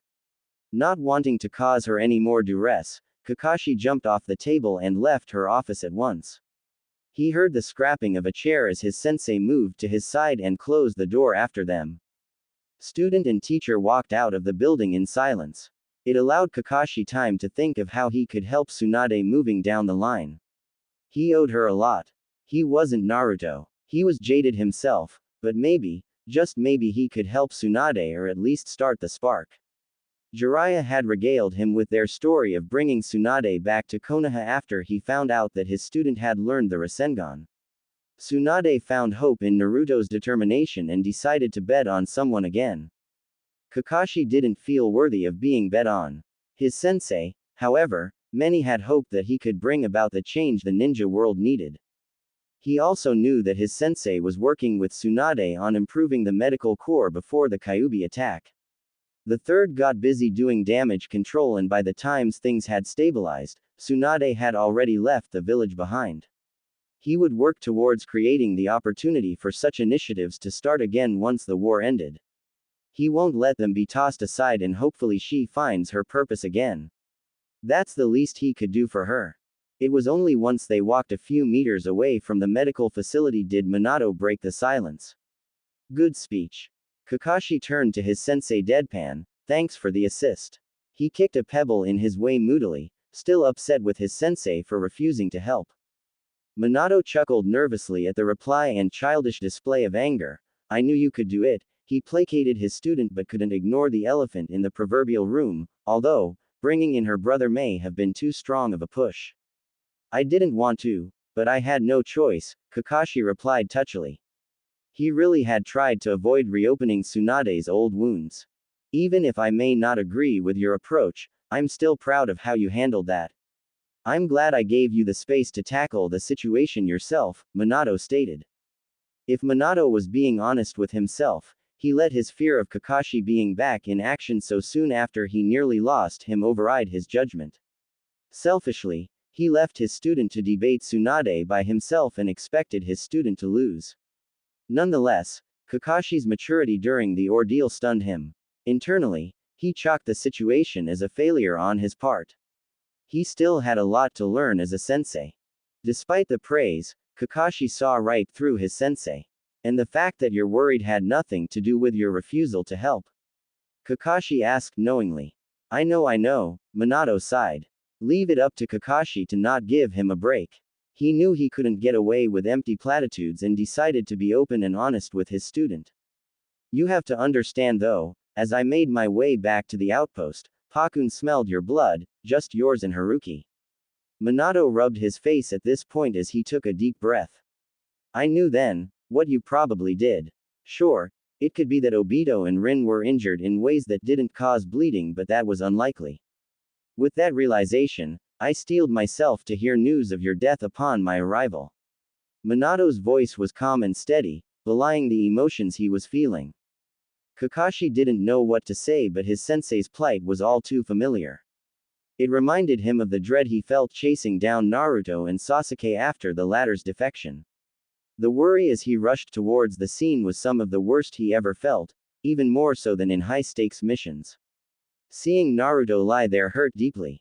Especially when he saw the Chidori-shaped hole in his student's jacket. For a second, his breath hitched, fearing that Naruto was dead. When Tsunade wanted to let you recover here safely, it was very tempting, Minato added. The three of you have been in danger before, and I've saved each one of you more than once. Yet knowing you're in danger when I'm not there to protect you isn't easy. The front lines are chaotic, and anything could happen at any time. One split second I'm focused on an enemy could be the moment you need protection. Eventually we're going to go on missions on our own, Kakashi pointed out. He couldn't fault Minato though. The fact stands that Obito and Rin died very soon after his sensei stopped accompanying them on missions.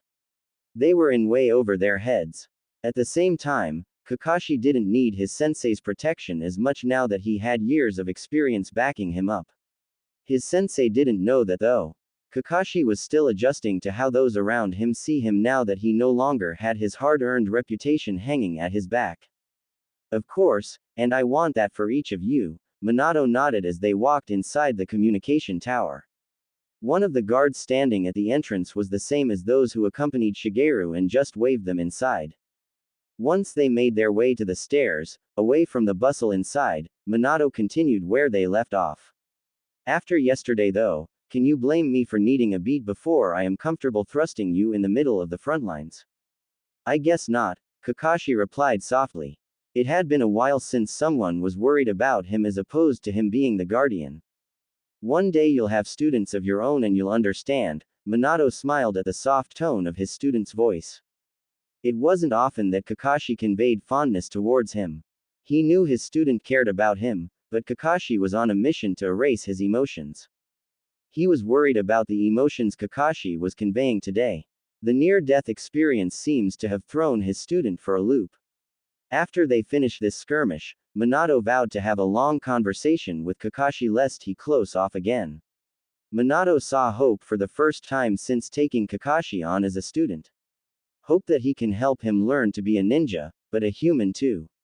He didn't want to lose this window. Oh no, Kakashi grimaced, no, not happening. His younger self would hate the idea with a passion. Hey, you never know, you might be good at it. Won't you even consider it? Minato asked with a laugh. Kakashi didn't even bother replying and just grunted, which only made his sensei laugh more. Minato's laugh shifted the mood.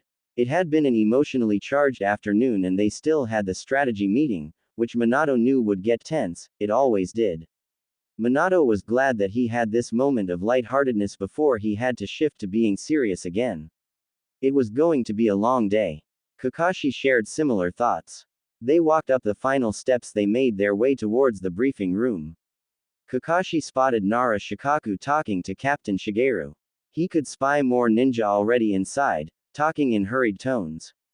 As they approached, Shigeru looked at them and smirked when he saw Kakashi walking, clearly glad that Tsunade healed him after all. Hey Minato, Shikaku greeted lazily. Hey, Minato gave a three fingers wave to his longtime friend. How's Yoshino-san? Despite Shikaku being 2 years older than Minato, Minato had graduated early, and they had gone on several missions together over the years. While Minato ended up on missions with Akimichi Choza more often, he was still fond of the lazy Nara, and they enjoyed the occasional shogi game. Unfortunately, he lost more often than he won against the tactical genius of the Nara. In spars, Minato could have the upper hand and could surprise the Nara with plenty of tricks of his own. Yet, Shikaku was naturally more gifted at commanding multiple units and complex battle plans, while Minato's genius shined in innovative ninja techniques and quick decisions in the heat of battle.